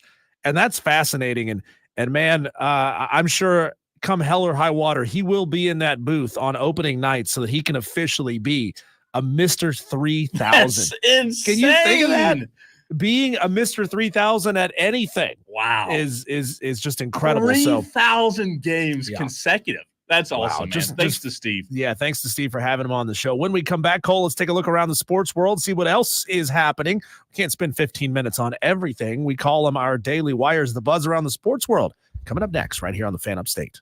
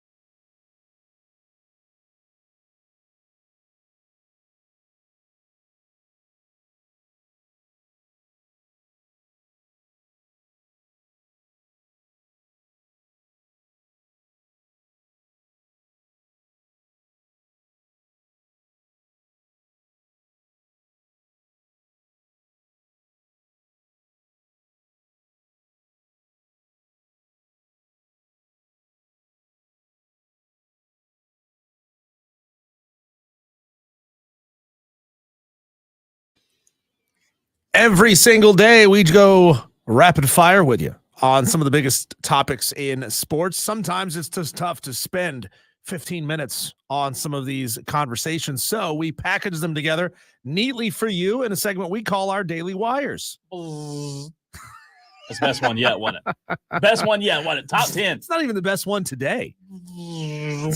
Sounds more like a lightsaber. Sounds like you're trying to squeeze one out. It's like a cheek sneak. You know what I'm saying? I'm doing the French buzz. This is the French version. The Atlanta Braves defeated the Cardinals yesterday in Game 2, 6-2. That was the one that was postponed from the night before, but they lost in the third game of this series, 4-1. So that means they lost the series to the Cardinals 1-2. Atlanta 44-34 on the season. Just when you felt like this team was starting to get some momentum behind them, right? Like they were on a heater, not on a freezer. They had gotten out of the freezer. They were on a heater. And then, of course, you play the Cardinals, a team that, still a good baseball team. They were a plus 500 baseball team, but you felt like you should have taken two out of three from them to just fall apart like that. That is, it's tough to see as an Atlanta Braves fan. The Hawks picked Francis Zachary Richache, which both of us butchered that name big time until we had our guest on in the last segment. He is the number one overall pick in the NBA draft. You didn't? Richache. Yeah. Okay. Well, I did like what our guest had to say there. He's going to call it the Richache Ricochet. I like that a lot. That's good. Yes. That's good. See, he hasn't even had 24 hours to sit on it, and he's already thinking about things that he could say, right? That's why he's the best in the biz, going for his 3,000th game called to start the season next year. The Charlotte Hornets selected another Frenchman, Tijan Salon, with the 6th overall draft pick. Not a lot of people are super hyped on Tijan, but we'll see. The Hornets are digging out of a hole, and it's going to take more than a couple of draft picks to get them there. I mean, it's going to take a concerted effort, and it's going to take bringing in maybe some free agents and the new coach to really help this team. They got a brand new coach, so yeah, got to give him time. Congratulations to Trevor Lawrence and his wife Marissa. They announced that they're having a baby. Isn't that cute? Yeah. It helps when you've just gotten a $55 million contract. You just say, honey, Marissa, now's the time. Let's go ahead and do it. We were broke before, but now I got 55 mil in the bank. We can afford it. Now's the time to go ahead and do this. We've been following this story now for a couple of weeks, but Kristaps Porzingis did finally have his surgery yesterday. His prognosis is now 5 to 6 month recovery time. He will miss the beginning of the 2024-2025 season, but Kristaps did say it's absolutely worth it. Whatever it takes to get back, it's absolutely worth it. I remember I've read so many articles about this injury, Cole, and they said it's just kind of a weird injury, just kind of a freak injury that had bothered him for quite a while, took him out of the back half of the season, came back for the finals, which, hey, I got a lot of respect for anybody who's gutsy enough to know that they're probably going to injure themselves worse by playing in the finals. But he says, I don't give a blank. I'm going to play anyway. And he was just absolutely magical in game 1 of the NBA finals. He was good in game 2. I think he came back in like game 5 and scored 5 points or something like that. But just gutsy, right? And just gutsy. When you see a lot of players who say, well, I got a hangnail, I'm not going to play today. This dude knew he was going to need knee surgery that was going to take him out for months, and he still went out there and played for his team anyway. The Braves, back to them, they will face the White Sox today at 4:10. Remember, that was a makeup from the opening series of the season that was canceled based on or postponed at the time just due to really, really bad weather in Chicago. Chris Sale leads 1-0. is on the mound. Okay, there you go. And about to score again. Already a runner in scoring position. Oh, man, how about that? Come on, Braves. How about that? Bottom of the third. Chris Sale's already at 30-something pitches. That's not good. Oh, that's not good. And to the NHL, Edmonton Oilers announced that their GM, Ken Holland, who has been with the team since 2019, will not have his contract renewed. CEO Jeff Jackson said the decision was mutual. We need somebody who is more of an expert on the NHL and the goings-on in Edmonton to give us a reason, like what's going on with these two. No, we don't. No? You don't even want to dig into it. No, the hockey. I mean, he took his. It's like this has echoes of the Texas A&M coach that left his team right after getting them to the College World Series and losing. A GM gets you to the NHL Finals and leaves. I know, it's weird. And it being a mutual decision, that tells me that all was not well in the big offices there in Edmonton. In Edmonton. So there you go. Those are your daily wires. I like it. I like it a lot. The Atlanta Braves, Diesel, still have Chris Sale as he's up near 40. That was his 40th pitch just now. It's the bottom of the third. So as you said a minute ago, this is the makeup game, but the Braves do have a weekend against the Pirates. The probable pitchers were announced for the Atlanta Braves rotation. It should be Charlie Morton tomorrow versus Perez for the Pirates. Saturday should be Max Fried versus Paul Skeens. Oh, dang, Livy Dunn, right? Should be fun. Yeah, we'll see. Let's look at some of these text messages that are coming in. First, we'll go. Hold on 1 second. Let me finish this. Okay. Sunday is Schwellenbach versus Falter. So that is your 3-day rotation probables for the Braves this weekend. Mad Craft has messaged in on the stream. He says, hey, I think Edmonton girl, get it right, Oilers Kate, got a photo shoot deal with Playboy. Right on. She should have. He says, no joke. I mean, I guess good for her. She seemed like kind of a rough and tumble kind of lady. Yeah. If you have seen her video where she was saying, hey, you can go save kittens from a river. People are still going to hate on you. So go bleep yourselves. She seems just like the kind of girl who would do Playboy. I'm proud of her. I mean, I guess like if there's money in it and it gets her out of doing her job, which was working in an oil field, go do it. No more oil field. Right on. Let's see here on the text line, 71307. Start your text with keyword fan. Texter says, damn, y'all have some really good guests on the show. Shout out to Cole Bryson. He booked that one. Texter here says, I teach stats. I always talk about the gambling hot streak and going one more time. Law of large numbers always catch up to you. It's true. Very good point there. Very good point. A good way of looking at it is never gamble what you aren't willing to lose. Or just never gamble. Or just don't gamble. All right, it's time to fight. Very next segment, 3 rounds. Who wins? You decide next.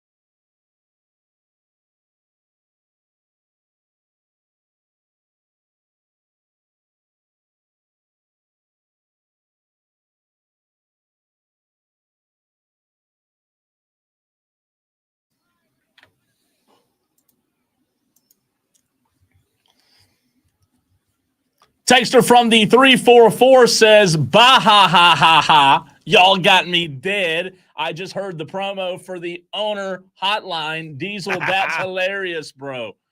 Funny from the 344. We appreciate you. Hey, being Dale's a what Tolo. makes it great. We just set it up. We just put it on a tee for you. We let Dale step into the batter's box and hit it over the fence. I had to cut that one. That was too good not great. to cut. Dale, you made it. I just cut it, brother. You're the one that did it, though. So we appreciate you being a Tolo. That stands for turn it on, leave it on. That's what we want you to do each and every day on this show. If you didn't know, it's 5 o'clock. Yeah, you might be getting hungry. You're thinking, oh, it's 5 o'clock? Dinner time? No. It's time. 5 o'clock somewhere. There you go. I like that song. It's time to fight. Let's do it. It's an all-out slugfest, and nobody's leaving unscathed. 3 topics, 1 winner. It's the 5 o'clock fight on Wire to Wire with Diesel and Cole Bryson on the Fan Upstate. All right, in case you did not know, this is the 5 o'clock fight. We do it every single day on this show at 5 p.m. Diesel and I, we disagree. There's 3 rounds. We have to disagree on every single round. It's your job, the Tolo. Tell us who wins and who loses each round. You can text the show 71307. Start your text with the word fan. We're also live on Twitter, Facebook, and YouTube. We've got 3 really good ones today. Let's get it started. Round 1, fight. All right, Diesel, round 1. We've talked a little NBA draft today. Also talked to Steve Holman of the Hawks. However, we're going up 85 instead of down 85. I ask the Tolos, the first Charlotte team to make the deeper run, the Charlotte Hornets or the Carolina Panthers? Pass. All right, no. round 2. No, I mean, truth is, like, with the NBA, you can make up a lot of ground very quickly with limited players, right? All it takes is drafting the right guy. I mean, let's just say that this draft pick, this Frenchie that the Charlotte Hornets drafted, turns out to be really great. And then, you pair him with Brandon Gibson and the ball kid, then all right, we got ourselves a decent little team here. We might be able to make a playoff run. But with football, you're a long ways away. Like, you're in a much deeper hole.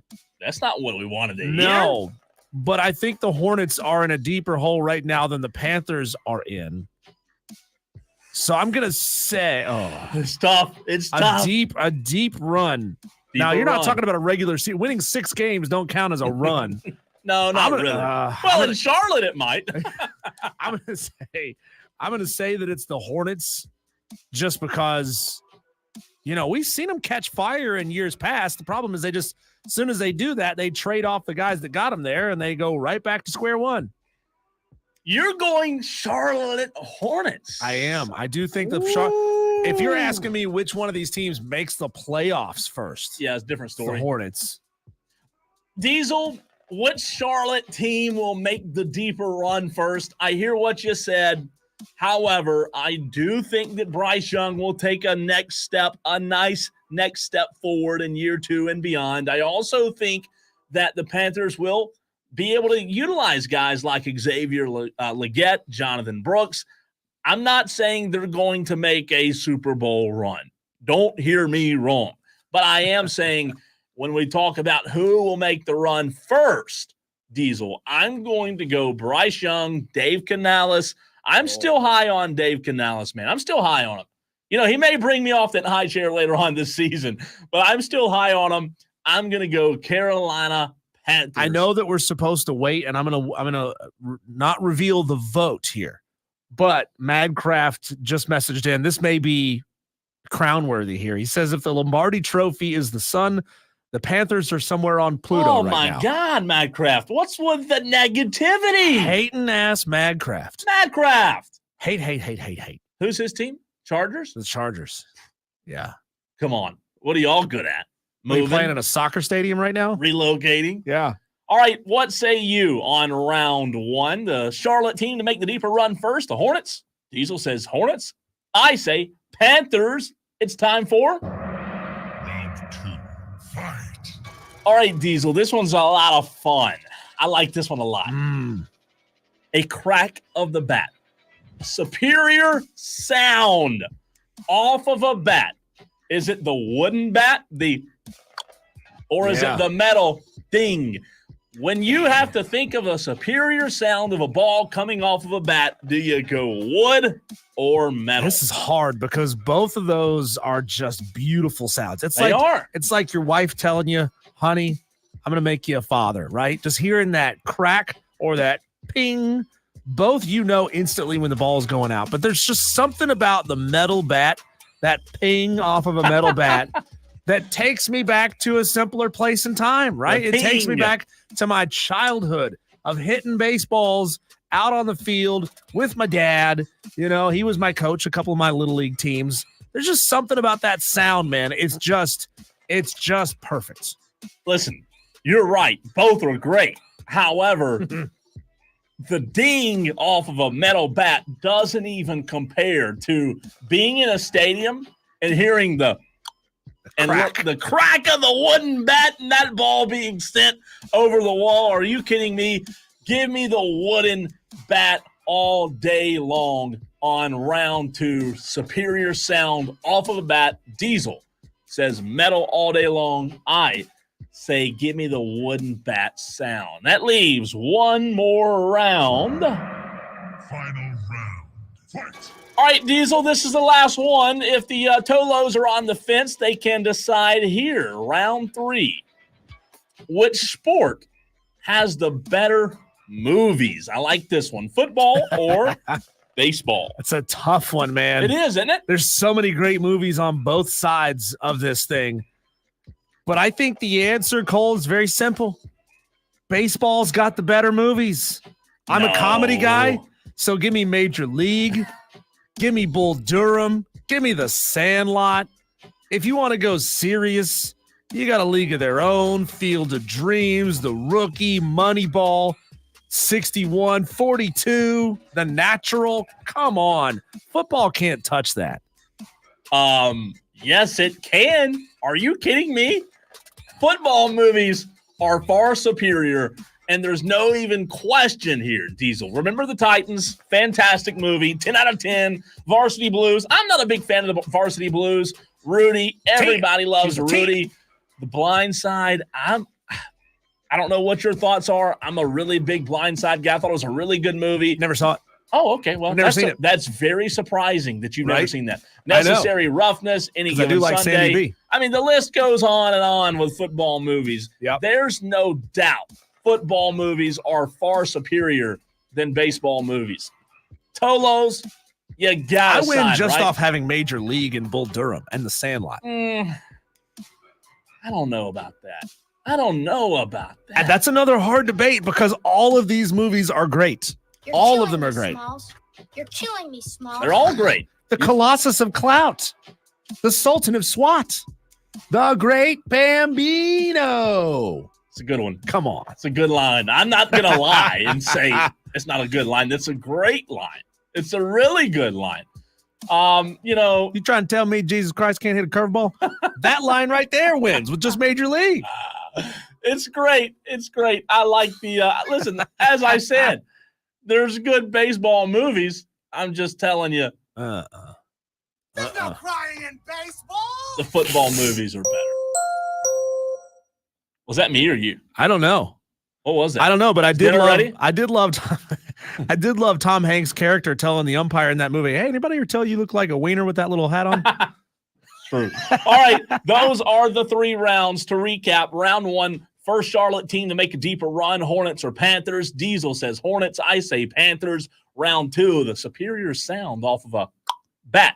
Wood or metal? Diesel says the ding. He likes the dingers. I like the wood off of the bat. Round 3, which sport has the better movies, football or baseball? Diesel says give him baseball. I say football all day long. What say you? 71307 is the way you can get in touch with the show. And Scott, you're right. I'm sorry. How can we forget Little Giants? You're right. We can't forget that one. That one's one of the better ones. Oh, I thought he was asking, like, how can we forget about it? Because I didn't wasn't name an it. elite level movie. No, it was so good. All right, if you want to suggest a fight, you can do so. Here's how. What do you want Diesel and Cole Bryson to fight about next? If you've got an ass, I'll kick it. Submit your topics to Diesel at thefanupstate.com. Subject line fight on the Fan Upstate. Now, Little Giants also had one of our first instances of female equality in sports. Remember, there was a female who was the main character in that movie. She went by the nickname Icebox, which I always thought, damn, that's a cool nickname, right? And then somebody tackles her and calls her Ice Chest. And I'm like, man, that is a great dig. That is a great dig. I'm sorry, I was answering the phone. That's okay. What was a dig? The dig was in the movie Little Giants. There was a girl in the movie who wanted to play football, and she was, she wanted to play with boys. She was a tomboy. Are you a hater? And she went by the nickname Icebox, and then she gets tackled by a boy for the first time. That's correct. And he puts her on her back, and he calls her Ice Chest.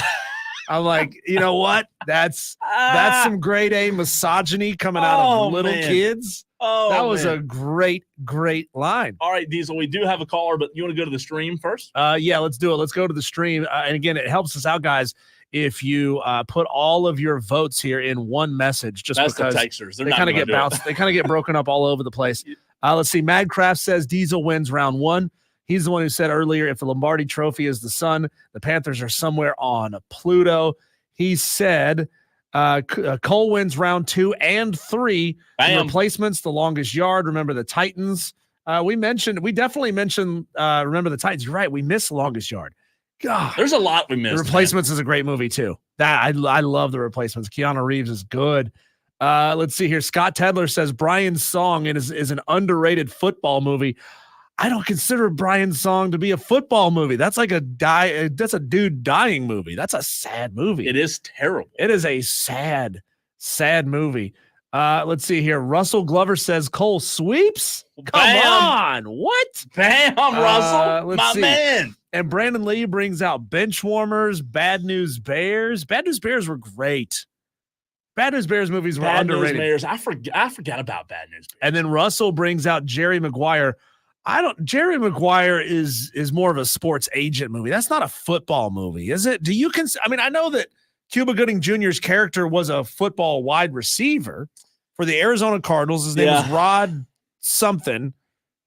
I know it was around football, but that's not really a football movie, is it? I don't know. I guess it's considered. I mean, like if we call Die Hard a Christmas movie, we got to call. No. Never. We got to call Jerry Maguire a football movie. We're not doing that. No, we're not doing that. Oh, and by the way, you forgot a great baseball movie. What did I forget? My favorite one, Angels in the Outfield. Oh, Angels in the Outfield. It's my favorite, man. I love it. Oh, it's good. Love Rookie of the Year is good. There's so many heartwarming baseball movies from when I was a kid. Who still has Angels in the Outfield on VHS? Oh, that's classic. That's legacy media right there. I mean, they didn't make it on DVD. Do you think VHS will come around as like a hipster format one day? I don't Probably think so. not, because there's nowhere to play them. Right. And it takes so much room to store these things. What are you going to do? Stack them up? You can't even buy like Blu-rays at Best Buy anymore. Sit on them? Use them as a desk? I don't know. Hand them out as stocking stuffers at the holidays. Do kids even know what a VHS is? They don't know what it's like to have to rewind the tape. Not to get down a rabbit hole here. What grade, if you went to an elementary school or a middle school, what grade would you have to stop at if you went 1st through 12th and asked, do you know what a VHS is? Wouldn't you imagine 12th would? God, I don't know. I don't know. Do seniors in high school right now know what a VHS is? They may say, like, my grandma had some laying around the house somewhere. You know, she had a stack of a few VHSs. I don't think they know how to use. Like, I get mad whenever I watch those YouTube videos where they show young kids older technologies. Oh, yeah. And they don't have a clue how to use it. Like, they gave them a tape, like a cassette tape, audio cassette tape, and a Walkman. And they're like, we don't know how to do this. We don't have a clue. Madcraft says, I love it when you call me Big Papa. All right, we have text to get to as well, but also Bob, I believe, wants to chime in on the renewal by Anderson of the Carolinas. What do you say, Bob? Phone. What's up, man? What's up, Bob? This is Bob. I just called to answer your question. The best football movie of all time. It is an absolute classic football movie, but it was actually filmed in the state of South Carolina, and it's coming out this November. November 30th, 2024, it comes out, and the plot is about Lenore Sellers going into Death Valley and throwing 8 touchdown passes and winning the game 56-0 because Cade clubbed it sucks. And that's your best football movie of all time. Thanks, Bob. That's love terrible. it. You are terrible. You people. I mean, you Gamecock fans. Man, we don't need. You know what? The audience, I think, groans a little bit when they get their Daily Dewey. But if we can get our, regular Bob, I'm in for it. I'm in for Bob. I love having Bob call the show. Jeez, Bob. We need Bob. We need Crazy Ralph calling the show. We need D.A. Dewey calling the show. D.A. Dewey. D.A. Dewey. All of them. Come on. What a call, Bob. A cast of characters. Bob, that's going to end up on a promo. You know that, right? That's a Hall of Fame call. Hall of Fame call, Bob. Congratulations on Love that. it. 13 new text messages just came in, so we're going to try to get to all of them as quickly as we can. Let's see. Texter from the 491 says, my picks. Cole wins. Clean sweep. Are you only reading the ones where you win? No, well, it's a good idea. Fat Page says the check bounced and Cole still can't sweep Diesel round 1, Diesel round 2, Cole, but round 3, Cole. So I won, but didn't get the sweep. John Dog says Cole round 1, Cole round 2, Cole round 3. Fat Page says the longest yard alone takes the argument. The original or the Adam Sandler remake? I haven't seen the Adam Sandler remake. You haven't seen the original? No, I saw the original. Okay, yeah, I saw the original. The Adam Sandler remake was good.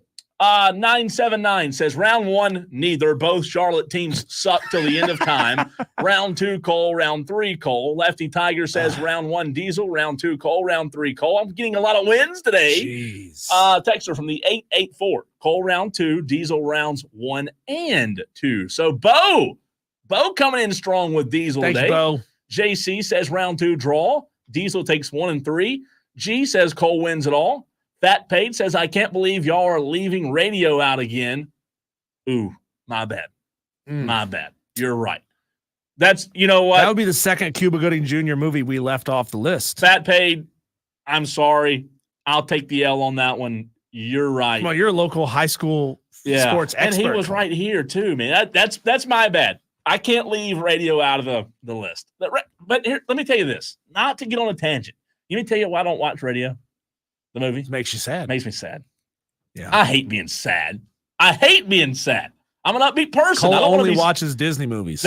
Disney on Ice. Disney and Hallmark. That's he wants to be uplifted with his entertainment, not brought down low. 803 says Draft Day was a good football movie. Never saw Draft Day. Texter, no, we're not doing this. Texter from the 443. Football, the new Chiefs Hallmark. Good play there. That's a Tolo because you know telling me you listening. don't want to watch a love story around the Chiefs organization? You know that Tolo's been listening the whole show. Thank you for turning it on and leaving it on, Tolo.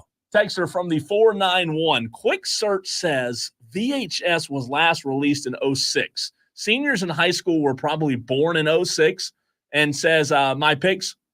Cole wins round 1, Cole wins round 2, and Cole wins round 3. I got the sweep. So that means seniors, Diesel, if they were born, wait a minute. If they were born in 06, I'm just thinking, would they even show your work? Well, I'm saying if they were born in 06, would they even know? I don't think they would. That'd be a fantastic poll, though. I do think that they would still have some left. Like I said, parents may have some in a box somewhere. Grandparents may have some stacked up on a shelf somewhere. I mean, when I was a kid, we didn't buy the VHSs from the store. We had to wait till it came on TV and we taped it, right? Onto a VHS? Onto a VHS. You remember, like, you had 3 settings. You could do like SP, LP, or SLP. And I never did that. One of these settings, you could get like 3 movies onto one VHS tape, but the quality was reduced a little bit. See, we were broke, man. That's what we had to do. I don't even remember buying VHS. That's how long ago it's been. Like, I don't even remember how much I'm guessing they were dirt cheap. My then. dad's got a cabinet of VHS tapes with NASCAR races on them. That's what he would do. He would tape the race. So he's probably got like the 1992 Daytona 500 on a VHS somewhere. And that happened while the race was on. So he would stick the VHS in before it started. Yeah. Yeah. He would schedule it and everything. That's fascinating to me. Trey from Kentucky says, do you guys get messages via X? I assume you mean on the stream? No, X. Like, are we getting direct messages? Like, Trey, if you're sending us DMs, we'll get to on it. I apologize. X, I'll have to check. It's tough, Trey. If that's what you mean, or because I'm looking right now, I don't see any DMs from you, Trey, on X. I'll have to now, check. If you're talking about on the stream, then no, it doesn't appear that we do. I think he means on. I'm seeing Facebook messages. I'm seeing YouTube messages. I don't see anything on X from him. From Trey. Yeah. We'll try to find it, Trey. Let's see. Texter from the 901 says all the parents die in Disney movies. Oh, we do get messages. We have messages from 4:30 from Terry Johnson on X. So what do you mean, Trey? No, I think he was reaching out to us a few days ago. We'll check back into that, Trey. Hey, we're just two dudes hosting a live radio show, right? Yeah, we got a lot of things to pay attention to, and if we miss your messages, we apologize. Madcraft on help the us out. stream. We'll do better Diesel. next time. Madcraft says, "Bro, what a call!" Yeah, that's what we thought too. What a call! That's going on the Mount Rushmore. What was it, Bobby or Bob? No, we have a Bobby that calls, but that wasn't him. Different guy. Bob. Good call, Bob. So now we got Bob, we got D.A. Dewey, and we need to bring back Crazy Ralph. With the what are those classified as? Just crazy callers? Whack Pack.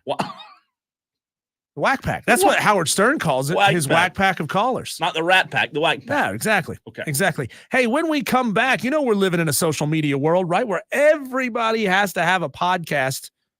Well, now the wives of NFL stars are throwing their husbands under the bus and destroying marriages just to get people to click on their silly little podcast. We'll talk about that next here on the Fan Upstate.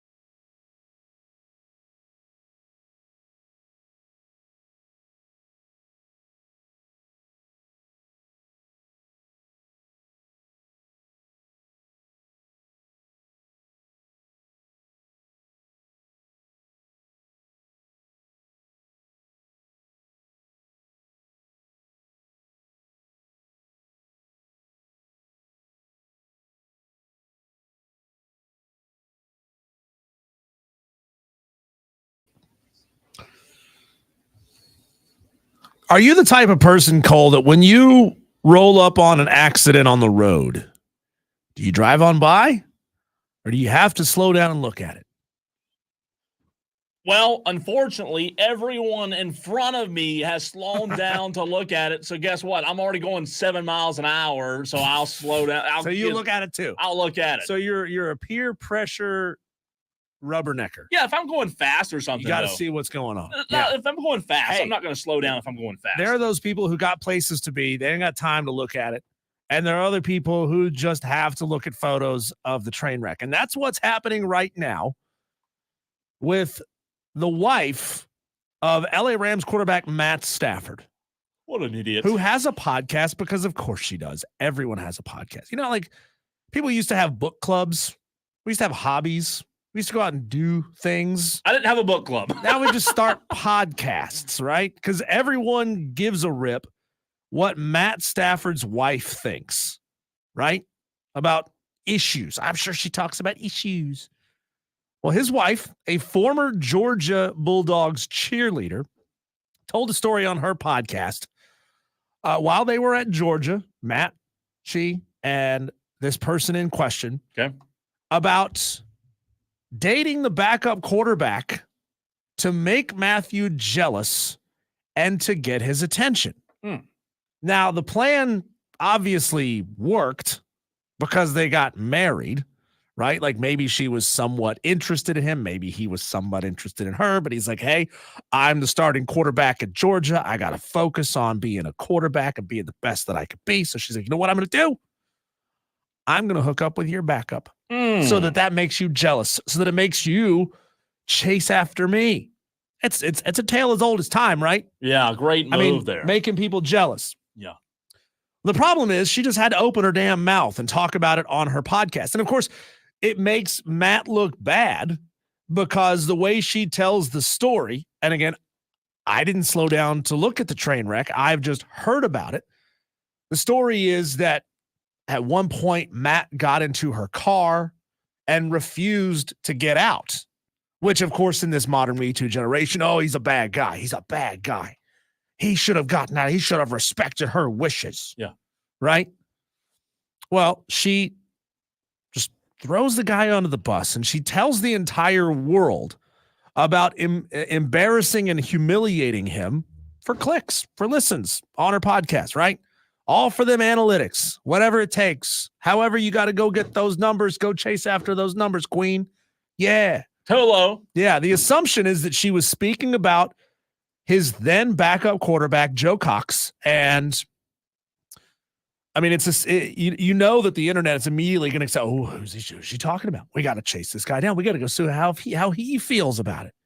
What does he have to say about this? What about his wife or his kids? Let's bring them into this story. Yeah.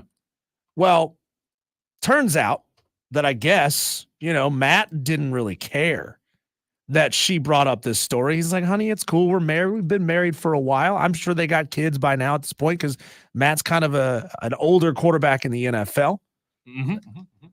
So she got his permission. She didn't call up Joe and say, hey, Joe, how would you feel about me airing this dirty laundry from 20 years ago? I don't have a ton of issue with this. I thought that I would when I initially heard it. But now that I hear it, as long as Matthew, and again, I would never listen to a wife's podcast. I'm sure there's women out there that do, right? I'm sure in the women's circles of podcasting. So she's just a wife. She's a wife really of a player. But I'm just not sure exactly. That's my cup of tea. So I'll tell you this. I don't think there's any issue with it. As long as it doesn't cause any rift between them, as long as he's cool with it, what's the big deal, right? There is no big deal. So as long as it doesn't affect Matt, it's okay for her to throw Joe, his family, his wife, and his kids under the bus. Well, it was her fault. Without even mentioning in advance, hey, I'm going to talk about this on my show. Are you okay with me bringing this up on my show? What I would have done in that situation if I'm her, I would have told the story, Diesel, but I would not have said the name. or give the guy Well, she a didn't fake say name. the name. That's the thing. She Oh, didn't she say didn't the say name. Joe? No, she didn't say Joe. But Oh. he's the backup quarterback at Georgia while Matt Stafford was there. So they just looked it up. It takes anybody with half a brain cell about 5 seconds to figure out who she's talking about. So the story, obviously has spread all over the internet like wildfire. It's made her look bad. It's made Matt look bad by telling the story. Again, he maybe doesn't care that the story was told, but it does. It makes him look bad. And she throws a relationship between Joe Cox and his wife out into the limelight that doesn't necessarily need to be out there, right? Didn't bother to ask to see how they feel about it. Joe Cox. What a name. As it turns out, Cole, here's where it gets sketchy. Okay. As it turns out, more to the story. Joe was already dating his now wife when the story took place. Of course. So Kelly Stafford tells the world that she embarrassed Matt Stafford and that she was dating Joe Cox while Joe Cox was dating his now wife. Now, there were no gritty, dirty, nasty sort of details. We don't know that they were hooking up. Yeah. They just say the word dated. Yeah. But I mean, like, it's college, right? It's college. People hook up quickly in college. So, I mean, we don't know what if she just outed Joe Cox to the world that Joe Cox was cheating on his girlfriend, now wife, and she brings this up for everyone to know. This is what I'm talking about here. And now you're like, I don't have a problem with this. I don't have a problem. If she just told a woman, hey, guess what? Your husband was cheating on you while you were dating. Don't you think that's going to cause a problem? Don't you think you should at least bring it up and say, hey, are you okay with me talking about this? Since when do women think things like this through, though, Diesel? I mean, you know Whoa. this. Whoa. Come on a minute. Whoa. I mean, Gosh. I'm going to go there. Misogyny much? I'm going to go there. So Kelly has issued, she's broken her silence. She has issued an apology over Instagram because that's what we do now.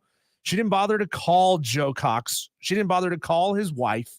She just issued the apology now, how over do we know Instagram. that she didn't call? Because that's what it says here. She issued her apology over Instagram. Quote, to this beautiful family, wife and 3 kids, by the way. Uh-huh. I am sorry for the media storm that happened last week that made its way into your lives. You have zero involvement in what I spoke about. And in fact, it was y'all's relationship in college that I looked up to and wanted for me and Matthew. You were the couple that everybody thinks Matthew and I was.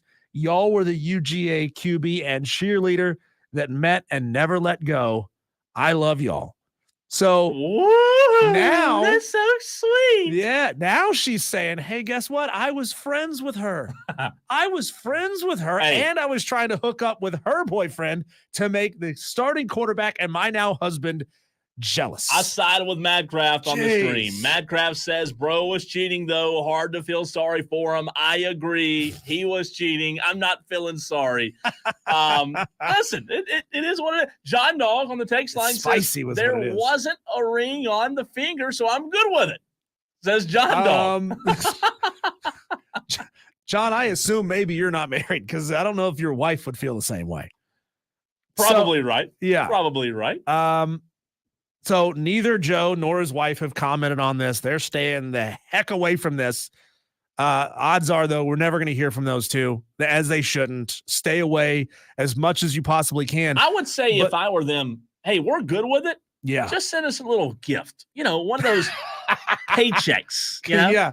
$500,000 would go a long way to make me feel really good about feel this. better about our tragic incident. How about $750,000? Having our dirty laundry aired out there. You can clean a lot of dirty laundry with $750,000. Yeah. And a lot. All of this goes to a point that I was hoping to get to here, which is I really hope that we have jumped the shark here with content creation and that we're getting so wacky and so weird with this that it kind of turns people off of it and makes people say, you know what, maybe I don't want to do a podcast. Maybe, it's like, I don't know if you know this, every time somebody stops doing a podcast, an angel gets their wings. Because for God's sakes, everyone has to have a podcast, right? Podcast for this, podcast for that. I know some people, content creators, Cole, that have multiple podcasts. That's not cool. That's not right. You don't need to put that much content. Nobody cares that much about what you have to say. Brandon, he says, while hoping people care what he has to say. Brandon says, so they are still together, though? Question mark. I believe so. Well, yes, the Joe Cox and his wife with their 3 kids, they are still together. The question is, Brandon, we don't know if Joe's wife knew that this was happening while they were at Georgia.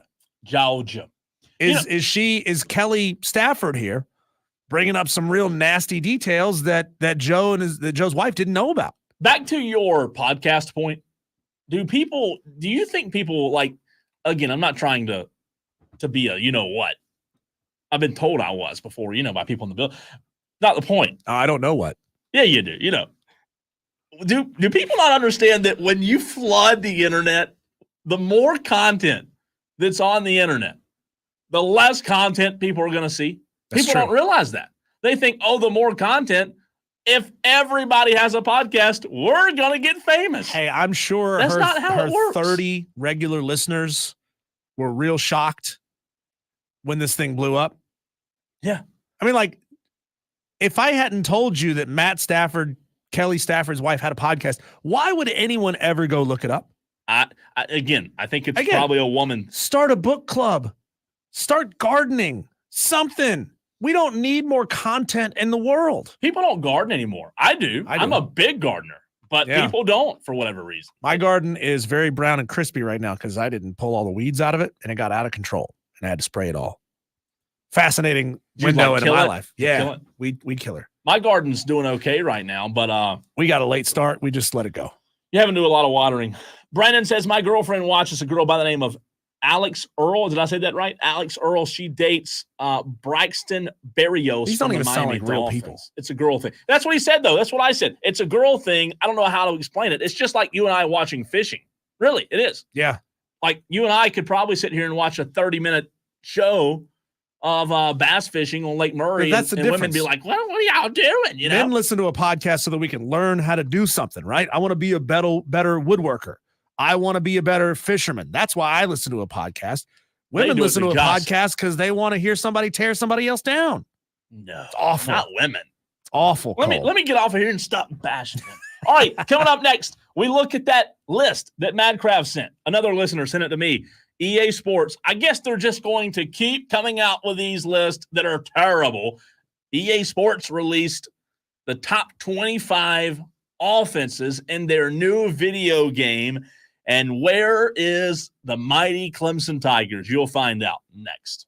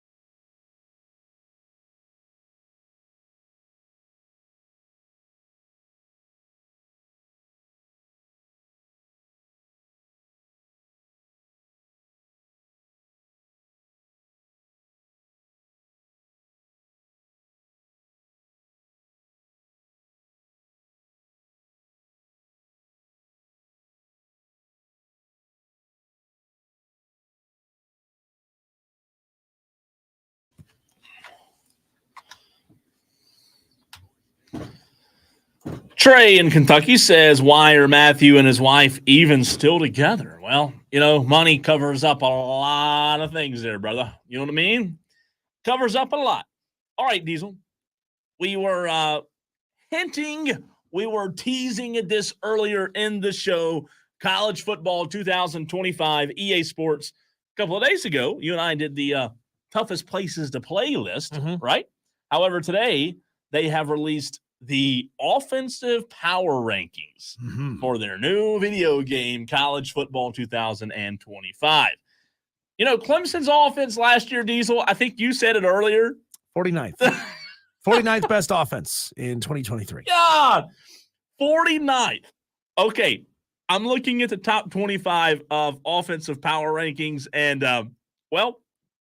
EA Sports says, no, we're good. We hear you. Maybe they're 49th in real life, but this isn't real life. Clemson is ranked 10th overall in the EA Sports video game for the highest powered offensive power rankings, if you will. Man, that is initial reaction to that. That is some 93 octane level gassing up the Clemson Tigers. Look, I mean, these are not their ratings and rankings of real life college football and expectations. That's right? What people are losing their minds over. This is not a ranking of expectation for the 2024 season. See, you guys are thinking that this is meant to reflect real life, but it's not. This does not reflect real life. They are telling you how they've rated these teams in the game to try to get you to play as these teams in the game. Right? And I think they are based a little on expectations. I wouldn't say they're based solely on expectations. No. I don't know how they rank them, but I'd say there are a little bit of expectations. So, like, they put Kyle Field. They're not saying that Kyle Field is the loudest, most raucous environment in the country in real life. They're saying that in the game, Kyle Field is going to have the loudest field, the loudest fans, the most distraction to your team if you're the opposing team, that kind of stuff. But I believe that they made that decision because they felt like Kyle Field in real life was. I really do. Possibly, but I mean, that's the creative freedom and the creative license that they have. Sure, it is. To, as the kids say, gas up Kyle Field and make you want to go play in Kyle Field in an exhibition game mode on the video game. On the video game, right? No, I get it. All right, here's the offensive power rankings. Georgia 1, 94 overall. This is in the game. In the game. Okay. Oregon 2, 94 overall. So 2 94s, that's as high as it gets. Georgia and Oregon. Alabama 3, 91 overall. I'm just going to do the top 10. Texas 4, which I would probably agree with. Quinn Ewers, right? 91 overall. Ohio State 5, Diesel, 89. LSU 6, which is interesting. 89 overall. The Miami Madcraft Hurricanes 7. Miami at 7, 89 overall. Colorado, Coach Prime, is 8th on the offensive power rankings. Colorado Buffalo's a little bit of a surprise there. Missouri 9 and Clemson number 10. Coach Prime made the list. Yeah, see, this is basically like Mike Tyson's Punch-Out, and that they're saying that Georgia and Oregon are Mike Tyson in the game, right? They're saying that that's the toughest opponent you're going to face in the game offensively. King Hippo. That's what they're saying. Like, this is not level 1 boxer. This is the level 10. This is the best offense you're going to face in this game.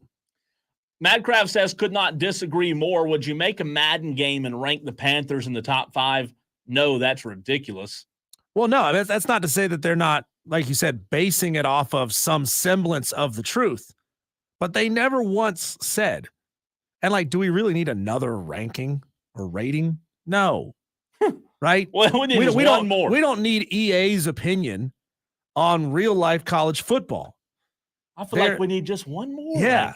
They're trying to get you to log in and play as those teams. Why? I don't know. They're just trying to gas up these stadiums and these teams and make you want to go play as those teams. I don't know why they would make you want to go play as them, though. You know, it's weird. It really is weird. Texter says, you think Clemson ratings are questionable. Look at Colorado on offense and defense.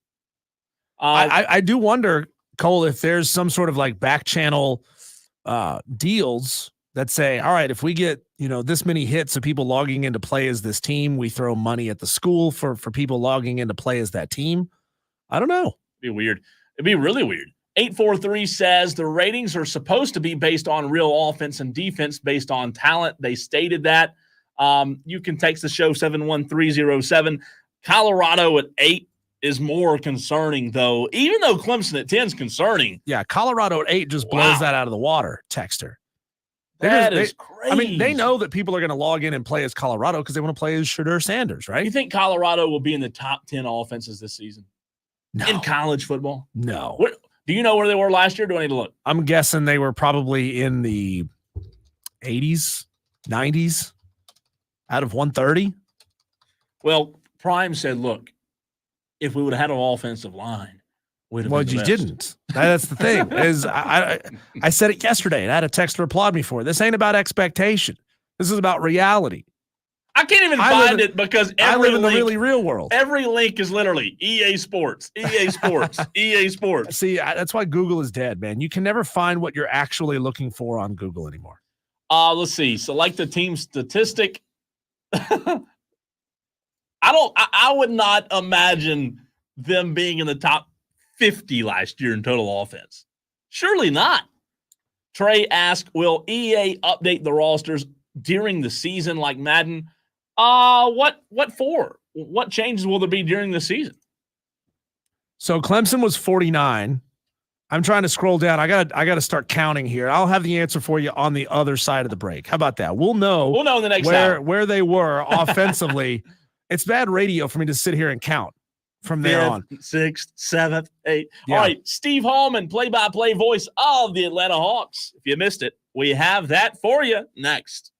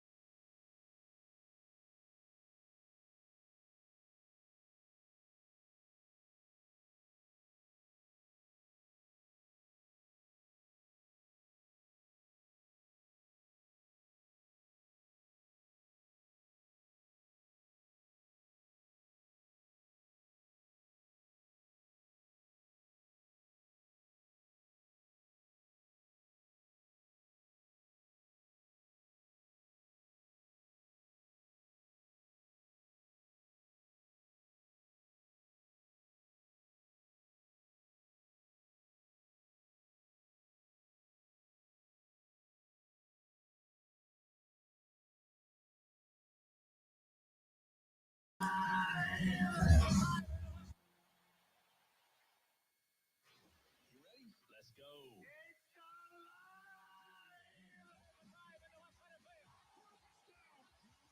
From the fields to the courts and the gridiron to the tracks, Electrifying sports talk from start to finish. you're going wire to wire Diesel and Cole Bryson. on the Fan Upstate. The NBA draft first round was last night, as you just heard on that promo by Rob Brown. As always, a terrific promo for the Rob Brown Show, which you can hear mornings right here on the Fan Upstate, 6 to 10 a.m. Want to bring in Steve Holman, play-by-play voice of the Atlanta Hawks, good friend of mine. Steve, you always do an incredible job. I love having you on. But the $1 million question that I have for you is, can Steve Holman pronounce the Atlanta Hawks draft pick last night? Ricochet. It's not that hard. I don't think it's going to be that hard to do. I like think it. You did pretty good there. Ricochet. Did I say it right? Right. Yeah. Ricochet. Yes. Ricochet. So when he blocks the shot, I'll say it's a ricochet. That's fantastic, Steve. Yeah, Steve, you answered my first question there. I was wondering if you're going to call him Ricochet or if you're already workshopping nicknames, and you beat me to it there. Zachary might be good. There you go. Let's call him that. So we'll come up with something, I'm sure, before the season begins. But it's been an exciting, 24 hours here. Everybody was anticipating the first round pick, and I think we had a great crowd at the State Farm Arena last night. I think everybody was pretty excited. So we're looking forward to it. He's going to be introduced tomorrow to the media here. They normally would do it the day after, but we have that little debate coming up here in Atlanta tonight. So a lot of the roads are closed, and it's kind of a wild scene in Atlanta right now. So that's why they've delayed that unveiling of the number one draft pick until tomorrow. he is the play-by-play voice of the Atlanta Hawks. Steve Holman joining us here on Wire to Wire with Diesel and Cole Bryson. Given what's left, Steve, going into the second round tonight, will the Hawks go best available, or do they try to draft for need at this point? Well, I think it's probably best available at number 44 now, which they didn't have a pick in the second round at all until earlier today, and now they do when they traded A.J. Griffin to Houston for that number 44 pick. So, second round picks these days are, you can get lucky and get somebody maybe. You could maybe get a Jokic if you're lucky, like Denver did. But I would say that, pretty much you just look for the best player available and hope for the best. Hey, Steve, what do you know about Zachary Ricochet, and is he someone that can be, in your opinion, a pretty quick contributor to this team? Well, I think from everything that's been, written and said, he's going to be able to jump right into the rotation in some way, shape, or form. He's got the size, certainly. He's the defensive presence along with offense. He can jump in at the number 2 guard spot, which I think a lot of the experts have said he probably will. He can shoot threes like crazy, but he also has a great length, the wingspan, the defense, which is something that the Hawks have needed the last couple of years. They're one of the weaker teams on defense last season, and I know Quinn Snyder wants to certainly improve that this year. So I think that he'll be available in several different positions throughout the year, but I think he's going to jump right in. He's only 19, as you guys know. He's also, one of the things they said they're going to throw him right in their weight room to get him working on that. He'll be in the summer league, I assume, next month in Vegas, so he'll get a chance to, see some work there. So I think he's going to jump right in. To make a long story short, I think he will play certainly right away because he's got the talent, and being only 19 years old, it's not going to take too much to get him acclimated to it. And here we go. I mean, we've got Jalen Johnson who came in here at 19. And he's kind of blossoming into a star right now. So there's a lot to build around here, and I think that people are excited that he's here. Steve, leading up to this selection of Zachary Ricochet, a lot has been made about DeAndre Hunter and his future there in Atlanta. I assume it's because there's just a lot of similarities in their size, their body type. their game, possibly turning DeAndre Hunter, who is a 15-point-a-night, 4 rebound per game kind of guy, into more of a role player. Do you see it that way? And is DeAndre Hunter suited to that role? Well, I don't think he would be a role player. He's number 4 pick in the draft, and I think that they will utilize him in that category. But who knows what's going to be happening? Between now and the start of the season, it's going to be a lot of things will be happening and a lot of moving pieces. You've got the free agency thing starts on July 1st, so who knows what's going to be happening? But we don't know exactly what the whole thing's going to look like when we tip it off in October. I think October 23rd is going to be opening night. October 22nd, maybe for the big TNT games. But, there's going to be a lot happening between now and then. Steve, you talk about what the Hawks will look like in 2024. And Steve Holman's opinion, will Trae Young be an Atlanta Hawk in 2024? Those are, as we like to say, beyond my pay grade. I don't know. I like Trae a lot. I think he's one of the elite players in the league, but those are not anything that I know right now. I wouldn't know the answer to that. Really, if my life depended on it. So those are questions I don't know. Those are things I'll leave to you talk show guys and leave it to the Twitter world and everything else. But one thing I've learned over, this will be my 40th year with the Hawks, is that you call the games with the guys that are here. And when they throw the ball up in the air in October, we'll see who's here and who's not here. Steve, obviously no Atlanta Hawks selected to that NBA Olympic team. I understand that it's a small roster, and when there's only 12 guys, there's only so much you can do and so many players you can put on the roster. But do you think the committee considered any of those guys, Trae Young, DeJounte Murray, DeAndre Hunter, all of them good basketball players? Were they considered, and did they make a mistake possibly by not considering? Well, I think they made a big mistake by leaving Trae off, and there's just I don't know what the reasons are, or what the coaches don't like about him, but he certainly would be a great addition to that team, in my opinion. And I think that sometimes when the players don't vote for him for certain awards and things like that there's a lot of jealousy involved with him. But he's been a great player for the Hawks. He's been a good team guy. He's great in the locker room. Nice kid. Got 2 kids of his own right now. He's matured a lot in 6 seasons. I just love him. I think, I think any team that doesn't include him on it's making a mistake. I thought, Steve, that Clint Capella in Atlanta, I watched him in Houston, and for whatever reason, man, maybe I was wrong. I just thought that Clint Capella in Houston would turn into a star.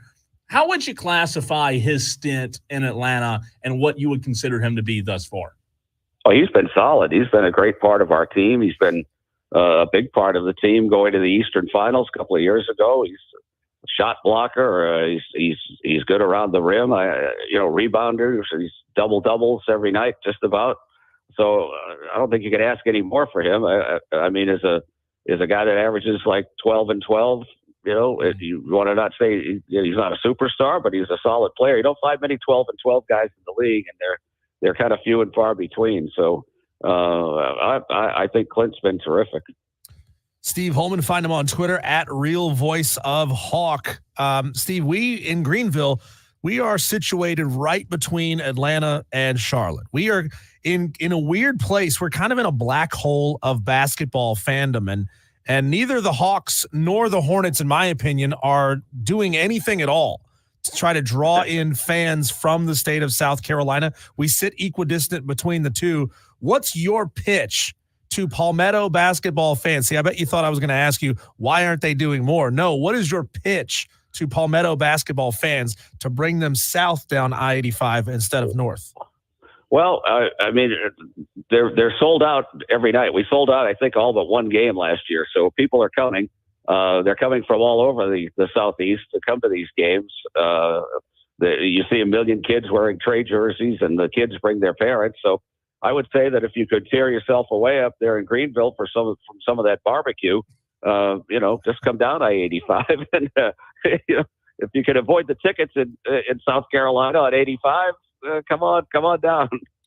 You know, Steve, aside from the draft this year, I know that there could be some free agency moves made. And I like what you said about, look, when the ball tips up in the air, you call the players that are on the floor. But in your opinion, what do the Hawks need to do in order to take the next step towards becoming a team that can get back to those Eastern Conference Finals? Because I was there. I met you that night when they were hosting the Eastern Conference Finals, and that was electric. The Hawks need to be back there, right?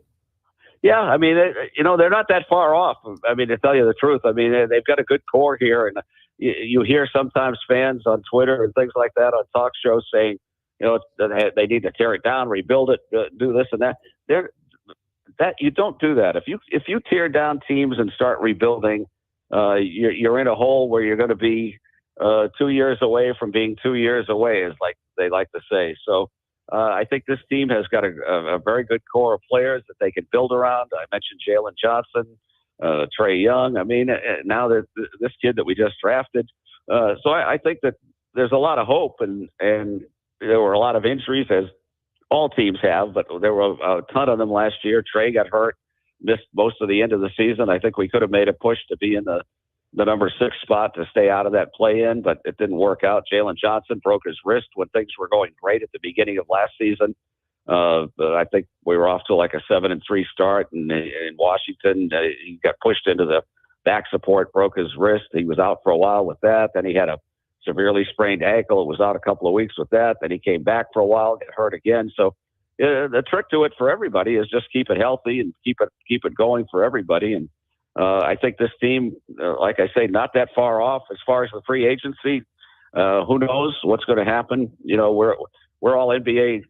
I'm an NBA employee, a Hawks employee, so we're not really allowed to say names or speculate on any names or what could happen in the free agent thing that starts July 1st. So, we'll let it all play out and see what happens. Steve, what were your thoughts on a guy that you saw a good bit playing in the East in Philadelphia, on J.J. Redick being hired as the head coach of the Lakers? Well, I would say good luck to him.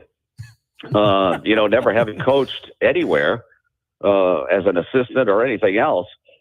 I don't know if he coaches his kids' teams, but that's a tall order, and you have to report to a lot of people in Los Angeles, and apparently the number one person he's going to have to report to is his old podcast partner, LeBron. So, we'll see how that goes. I wasn't thrilled with the way he handled his news conference the other day, starting out. The profanity and everything else. I mean, I'm no prude myself, but I don't think that's the way you handle yourself at a news conference. Steve, what do you consider to be your best radio call? You said you've been doing this for a very, very long time. And if you don't consider things like that, and I understand you're a humble man, what if fans and colleagues consistently tell you is your best call? Well, I think some of the best ones have come over the years when there are game winners. I mean, and announcers everywhere, you live for those kind of things. Buzzer beaters, the game winners that come at the buzzer, which are kind of few and far between. I mean, you're lucky to get one, maybe two, maybe three a year that are like that. And those are the most fun. I mean, we had a couple this year. DeJounte Murray made a couple of buzzer beater shots. Trey's done it over the last couple of years. I'll say Trey Mendes. I think those are some of my best ones. You go all the way back to 1988, the famous series against the Celtics with Larry Bird and Dominique, and those were the Game 5 to me was the one I enjoyed the most. That was Game 5 we won in Boston to have a chance to win in Game 6, and then it went to that famous Game 7 that's always on Classic and everything else. But Dominique becoming the all-time Hawks leading scorer, I thought was one of my favorite things to be able to call. Milestones like Lenny Wilkins when he broke Red Auerbach's record. That was certainly a special night. We all lit cigars and did that as a salute to Red Auerbach. So there have been so many things. The 2008 team, when after 9 seasons we went back into the playoffs for the first time. That was the young group, and it was the Zaza Pachulia. Nothing is easy, and he went nose to nose with Kevin Garnett. The Celtics went on to win the championship that year. And here we were, the number 8 seed, and took them all the way to that 7th and final game in Boston. So those are some of the ones. But really, it's hard to it's hard to nail down, one or two calls that you could say over the course of, I'll be 3,000 consecutive games opening night. Wow. So, Congratulations, man. That's regular season and playoffs only. I don't count preseason, but there are a lot of good things that have happened over those times, and I just look forward to every night, and I'm just very thankful, and I feel like I've had a God-given talent to be able to do this and do it as long as I have, and God willing, I'll do it for a long time longer than this. Going into my 40th year. Steve, before we let you go, by the way, that fantastic answer. That gives me goosebumps hearing you say that. But before we let you go, if there's somebody out there who's young and maybe getting into not just broadcasting, but a profession that they want to get to the top in, you being someone that's made it to the absolute very top of the profession, what advice would you give someone? Well, the old saying is if you do something you like, it's not like you're working a day. And I really feel that way about what I've done. And I started, way back when I was 17 years old and worked for Kurt Gowdy up in Massachusetts in my hometown. And, I've been blessed to be able to do this for as long as I have and lucky enough to do it the way I've been able to do it with the Hawks for so many years. But just find something that you like and try to be, consistent, be good at. That's whether you're in broadcasting, other kind of sports, radio jobs, whatever you do, just try to be the best at it every night and don't look back. Steve, fantastic stuff. Listen, I appreciate you taking time to hop on with us. I consider you a great, great friend. Honored to know you, and let's do it again soon, buddy. Well, thank you, guys. Anytime that you all need me, just let me know.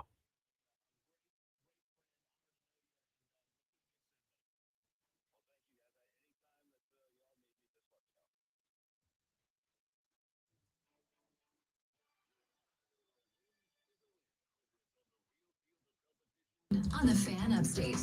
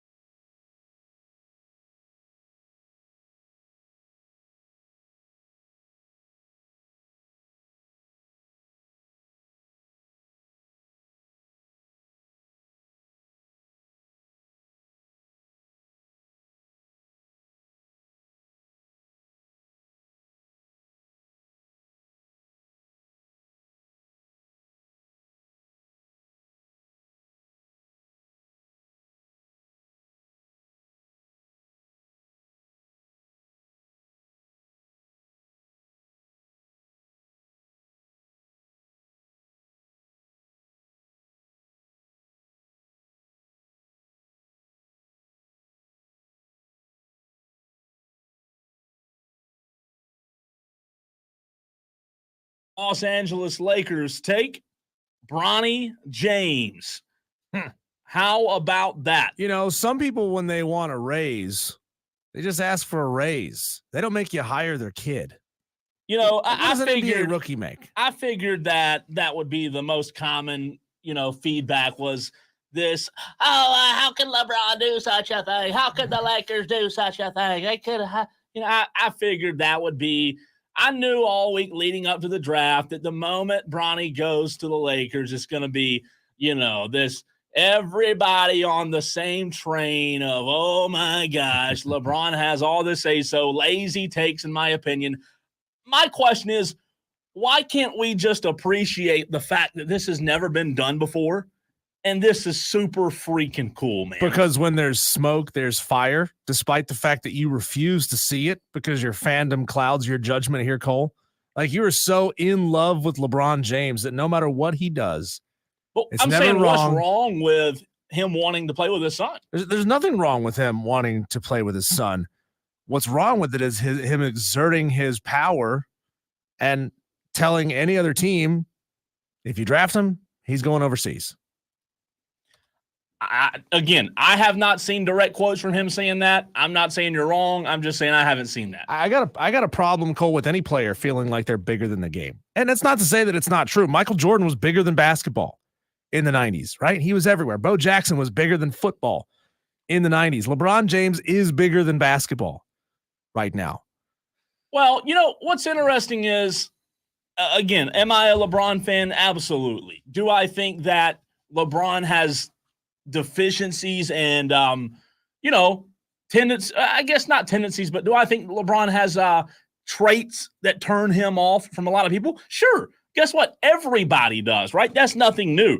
I just think like the fact that a son has now been drafted into the NBA for the first time ever, this is historic and this is just unbelievable. And I think it's sad that a lot of people don't appreciate how historic it is because they're like, oh, LeBron. No, I do appreciate that the LA Lakers made a smart decision in drafting Dalton Connect in the 17th position in the first round. Yeah. And that they were not pressured to draft Bronny James in the first round because he's not a first round draft pick. No, he's just not that good. I'm not saying that Bronny James sucks. I'm not saying that Bronny James shouldn't have been drafted into the NBA, shouldn't be on an NBA roster. I haven't watched enough Bronny James film to know whether or not he's good enough to play in the NBA. And there's a lot of guys who get drafted who aren't good enough to play in the NBA. They wash out very, very quickly. Right? I'll tell you so this. At least the fact is he went in the second round when nobody really expects an awful lot out of you when you get drafted in the second round. They don't. I will say this. I don't know that we saw a good sample, Diesel, in college of Bronny because he had a dang near heart attack, right? And we didn't really see a good sample of Bronny James in college basketball. So it was hard to say whether or not, he was a good enough college player. I mean, he wasn't even the best college. To be honest with you, not only was he not the best college player, he wasn't even considered a good college player this past year, Hey, right? Maybe he should have marketed himself better. He should have. Right? If he'd have had if he'd have had a dad with more money who had better resources, they could have marketed him. Like, why did I never once see Bronny James on TV? Is college basketball's fault. Yeah. But look, I thought it was his fault for not marketing himself. Well, I was just saying to your point. I'm just being a smartass. Look, I think that there is a chance, as you said a minute ago, second round picks aren't a guarantee, right? Nothing's a guarantee in the draft. However, I do think that Bronny James being in a situation where he can learn from his dad, one of the most accomplished players ever, Anthony Davis, and maybe JJ Redick. Who knows? Am I saying that I think it's going to work? No, I'm not saying that. It may not, Diesel. I'm just saying that I think it's amazingly cool and amazingly historic that we've seen now, that we'll see in October, a father and a son playing on the same team. That's just unbelievable. Hey, you said it. There are no guarantees in life. You can marry a woman, have 4 daughters with her, and there's no guarantee that she won't tell the entire world that she banged your backup quarterback. That's true. As Dr. Dre said, man, you can't make a hoe a housewife. Brandon asked a fascinating question on the stream. Who has more expectations to live up to, Bronny or Charlie? Well, we did a segment the other day about Charlie Woods, right?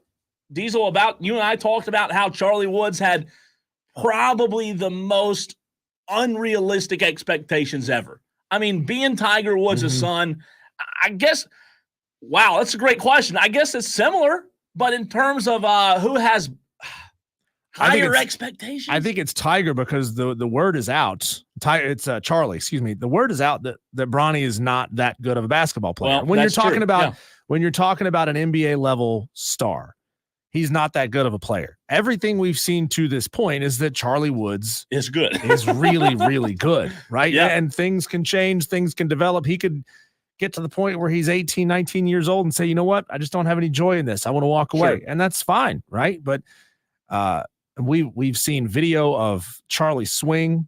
It looks exactly like his dad's. I mean, with Bronny, we've known for quite a while. Some of it's not his fault, right? The health issues, the heart issues, it's not his fault. So I think there's the knowledge that with Bronny, it's all about his dad. With Charlie, it's about Charlie. In what sense do you mean? What do you mean by that? I'm not disagreeing. Why is it all about his dad? Well, because the entire conversation since Bronny was first on the scene as a draft prospect, it's always been about, well, LeBron wants to play with his son. That's all it's ever been about. It's never been about how good Bronny is, what Bronny's skills are, how Bronny can help a team win. It's all about the team that drafts Bronny gets LeBron. I don't disagree. Do you think that, and I'm just trying to understand the thought process here. Do you think that Tiger probably would feel any differently, though, in terms of wanting to be able to play with the son, where golf's a sport where you do get to play with your son, right? In fact, you can play much later in life. Yeah, you can play with your son on any given tournament, right? I don't want to say the PGA Tour is equivalent to the NBA, but I guess it would be. No, I guess if you want to try to create a one-to-one comparison here, I'm not saying that Tiger Woods has told PGA if you don't give Charlie his tour card, I'm going to live. Yeah, I mean that's the closest I think equivalent that I can make. If you don't give him his tour card immediately, without question, because he's Charlie Woods, that'd be cool. I'm going to live. No, Imagine. it wouldn't be cool. No, it wouldn't be the cool. Drama. Because then we'd be talking about it though. Because then we're talking about any league saying that that spots in their league, as limited as they are for sale, right? Don't you remember that huge scandal a couple of years ago where I don't know her real name, but Aunt Becky from Full House was caught up in a scandal with other rich actor and actress parents getting their kids into school on sports and athletic scholarships that they didn't earn, that they didn't deserve. Is that not the exact same thing? Well, right? It's similar. You know, I guess with the NBA and Bronny, like the NBA, no one forced the NBA to have Bronny. The Lakers have to choose whether or not they want him. And yeah, LeBron being there is probably a big part of it, right?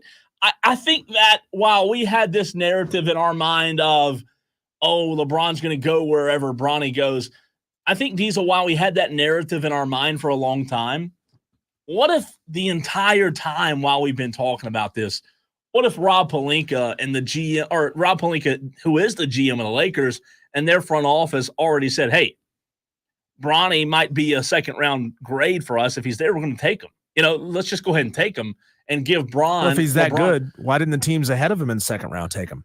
Well, it's a good question. Why didn't Dalton Knecht get drafted earlier, right? Why did it all happen exactly the way we thought it was going to happen? Why did it all happen the way it was set up to happen, narrative-wise? You don't believe the narrative. That's fine. But, well, I might believe some narratives. I just don't believe every narrative. This has been the narrative for, the past 2 years, 3 years?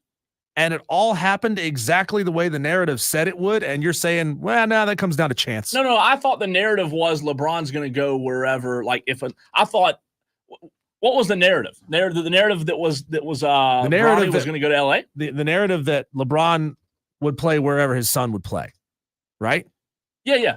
And you can add to that that LeBron said, well, I want to play here in LA, so LA is going to take him. Well, him playing in LA, if LeBron wasn't there, do I think they would have drafted him? No, I don't think that. I'm not dumb enough to sit here and say, oh, if LeBron wasn't in LA, I still think the Lakers would have drafted him. No, I don't think that.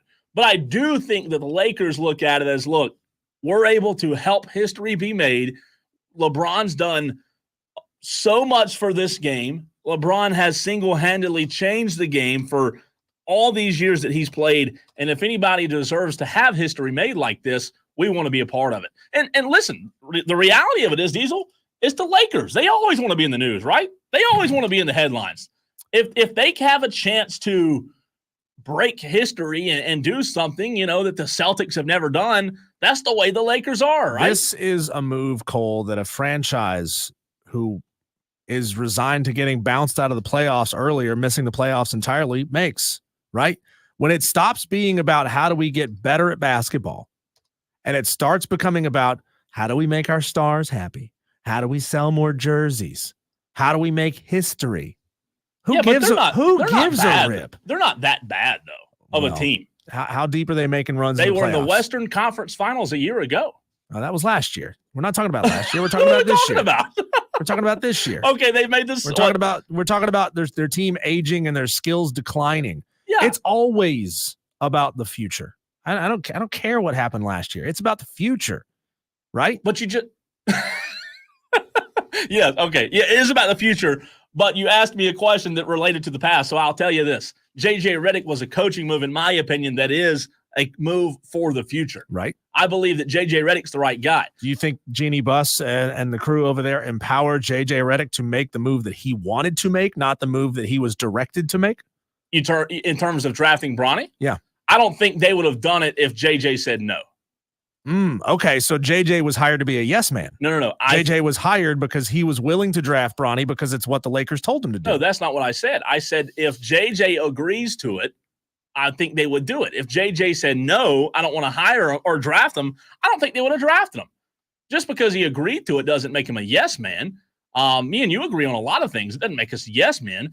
I just think there's a terribly lazy narrative of insulting LeBron's legacy just because him and his son wanted to play together. I'm a LeBron fan. I will admit it till the day I die, right? It's just crazy to me that there's so much hate.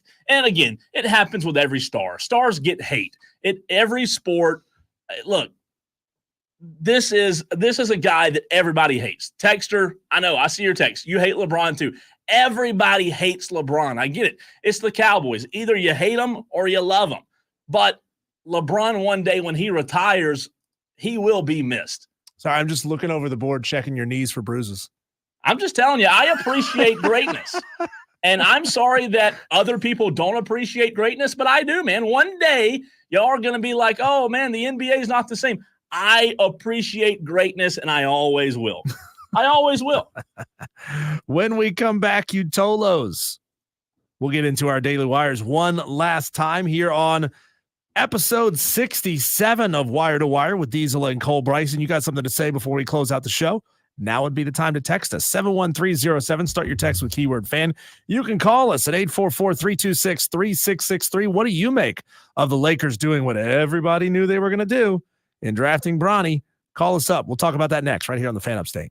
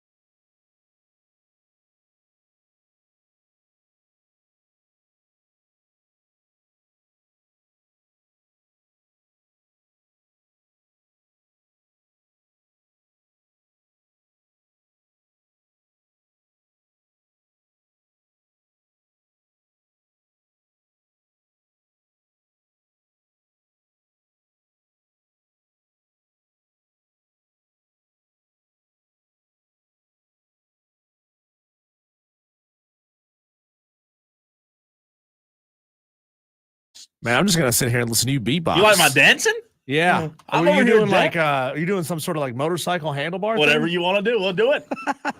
We'll make up a dance. Putting the finishing touches on episode number 67 of Wire to Wire with Diesel and Cole Bryson. We wrap it up with something we do multiple times throughout every show.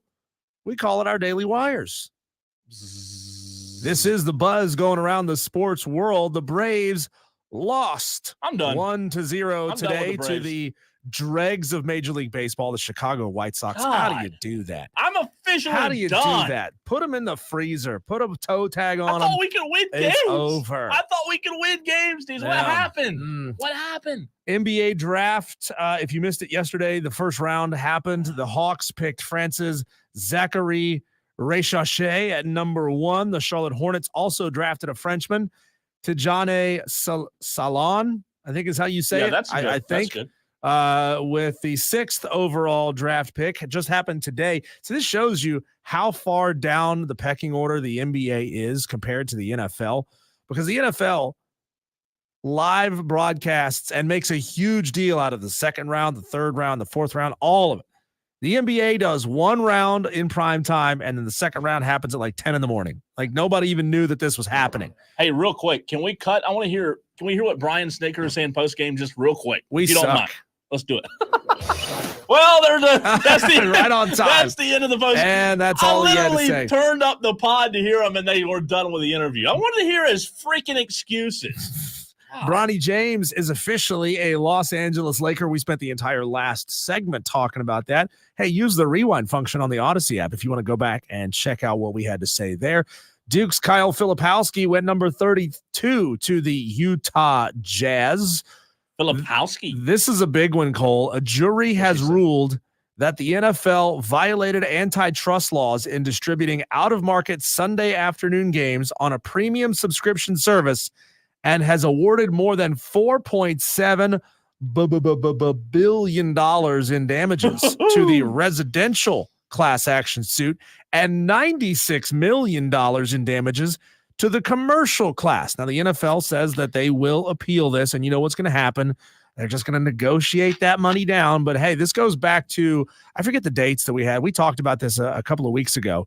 If you had NFL Sunday ticket at some point, I think in the late 2010s, you may be getting a little bit of money back from the NFL on this. So Hey, how about this? Serious question here. Mm-hmm. Like, for you and the Tolos, does $4.7 billion hurt the wallet of the NFL?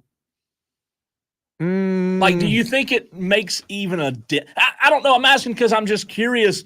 $4.7 billion, Diesel, is a lot of money. Yeah, so this, just a Google search here, says that the aggregate value of the league's 32 teams is roughly $163 billion. Oh, so no. The answer is no. So, like, all right, so just just do the math here. What's 5 billion? Let's just round it up to 5 billion divided by 163 billion. That's 3% of their value. I mean, that's not an insignificant amount of money. It's not nothing. Yeah, it's not an insignificant amount of money. The Cowboys are worth $3.2 billion, or were worth $3.2 billion in 2014. I don't know why it tells us this. Now it's up to $9 billion. So that's roughly half the value of the Dallas Cowboys. So the NFL, Diesel, to put this in perspective, generated revenue, total revenue, not profit. Total revenue last year, $18 billion in 2023. So if they made $18 billion in 1 year, I guess 4.7 is not like, hey, it's not the big deal, but don't let it happen again, right? I mean, that's roughly a third of your annual revenue if you want to look at it in those terms. Yeah. So here's a note from the plaintiff's attorney, Bill Carmody, who's a rich man today after this came out. This case transcends football. This case matters. It's about justice. It's about telling the 32 team owners who collectively own all of the big TV rights, the most popular content in the history of television. That's what they have. It's about telling them that even you cannot ignore the antitrust laws. Even you cannot collude to overcharge consumers. Even you can't hide the truth It's a and think that political you're going to campaign? get away with it. Even you can prevent forest fires. No, they didn't put that part in there. But hey, I mean, let's just say this gets negotiated down to half of that. I mean, hey, if you were an NFL Sunday Ticket subscriber, you could have some money coming your way. Next up, Trevor Lawrence and his wife Marissa announced they're going to have a baby. That's nice. Kristaps Porzingis had his surgery. He's going to be out 5 or 6 months and will miss the beginning of the 2024-2025 season. He says it is totally worth it.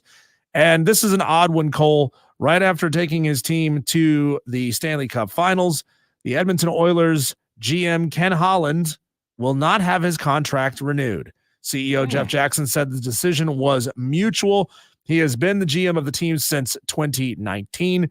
Don't know more about it. I mean, was it a contentious relationship and they just so happened to make the one of the best runs in a long time for this team right when they absolutely had to have it? Don't know. Hey, the Charlotte Hornets, Diesel, because we have so many people that care in the upstate about the Hornets, drafted KJ Simpson, Colorado, with the 42nd overall pick in today's draft. Let's see, make sure they didn't have another one that I missed. No. All right. Out of the ones today, real quick before we end the show, I'm going to run through some names that were drafted today, okay? Stop me when you recognize one of these names, okay? Jonathan Mogbo, Kyle Filipowski. Filipowski, I know him. From Duke, right? Really good player. Utah got a really good player. Tyler Smith. I mean, sounds like anybody. Yeah, he sounds like any white guy from the state of Utah. Tyler Kolek. Nope. Johnny Furphy, Juan Nunez, Bobby Clintman, AJ Mitchell, Jaden Wells, Adeem Bona, KJ Simpson. I just said that name. Nikola Jersic, Pele Larson, Jamal Sheed, Cam Christie, Antonio Reeves, Harrison Ingram, North Carolina. Harrison Ingram. That's the only name. I mean, really, Bronny James. I mean, these guys, nobody knows who they are. That's what, see, people don't follow college basketball, Diesel, as closely as they do college football. They'll watch March Madness, but if we followed college basketball the way we followed college football, we know these guys, right? We would know who Isaiah Collier is from USC. That's true. And hey, part of it is us living in the market that we live in, right? That we know, you and I both know full well that this is a football first, baby. basketball like 10th on the list, right? So if you and I were working in a market that we knew was a basketball market, we talk a lot more basketball. We would dive into these guys. We would dive into these rosters more. I mean, like I listened to some of the national shows in and around the NCAA tournament. I started to learn some of these players and learn about these players, but man, it's like once that tournament was over, poof, it's all gone out of the brain. It's like, all right, I got to start focusing on football players again, right? I got to start memorizing their names, their stats, their teams, all that kind of stuff. It's true, though. Texter, this is a hate-ass text. You know this. Fun fact, LeBron is the all-time NBA leader in turnovers, 624 more than the next guy, and he's not even a point guard. Hey, fun fact, Texter, you played 0 days in the NBA. So suck it. You could shorten that to, hey, fun fact, Texter, suck it. See, that's where I thought you were going to go. Come on, opportunity missed. Well, I did suck it. I mean, that was in there. It was just a little later. Texter, are you going to take that from Cole? I mean, I'm going to take that from Cole. I'm not down with all the hate. There's too much hate to go. Why is there so much hate in this world, man? Why can't we just live in a better, happy place? No hate. Appreciate everything. Love everybody. Love your neighbor. God, y'all suck. LeBron James is number one in clogging toilets in the LA Lakers facility. Well, if you're at it. Yeah, really. I mean, God. Speaking of loving your neighbor, not to get political, will you or will you not watch the debate tonight? I will watch the debate tonight. I will not. 9:00 start, right? I could care less. I just want to know, are either of these two guys going to be able to stay awake until 9:00? I don't know. That's what I want to know. I just, honestly. Isn't that past both of their bedtimes? I'll tell you this. I know this is un-American, but I could care less. But you could gamble on the debate. You want to gamble whether or not Melania is going to show up? His kids are going to show up? They're going to be there, but will Melania show up? Like, you can do that now. Yeah, I believe it. I just don't want to. Honestly, I know it's terrible. I just have zero desire to watch a crock of you-know-what. Yeah. A word I can't say on the radio. I mean, there are people who will watch this and say, there's so many facts coming out. There's so much truth. There's no truth in a debate. It's a debate. Get out of here. It's for a freaking show. Yeah, it's a show. They're just trying to play on your feelings and your emotions. It's going to have nothing to do with any factual information. Trust me, it's going to be a huge, stinking, steaming pile of horse bleep. I've said this before to you. This is like, I love America. I think this is the greatest country in the world. Are we 110% sure that these are our two best candidates? Of course not. I'm not getting political, but I'm just asking the question. I just wish the moderator could have that clip from Jurassic Park ready to go. And as soon as either one of these guys says something that we all know is BS, just play that clip and says, wow, that is one big pile of bleep. How about we just decide tonight as a country, hey, let's just find somebody like Brandon Lee is now hating on your grammar. He says, first of all, it's I couldn't care less. I could care less. I could care less. We'll see you tomorrow. Shane Connick at 4:20. We'll see you then.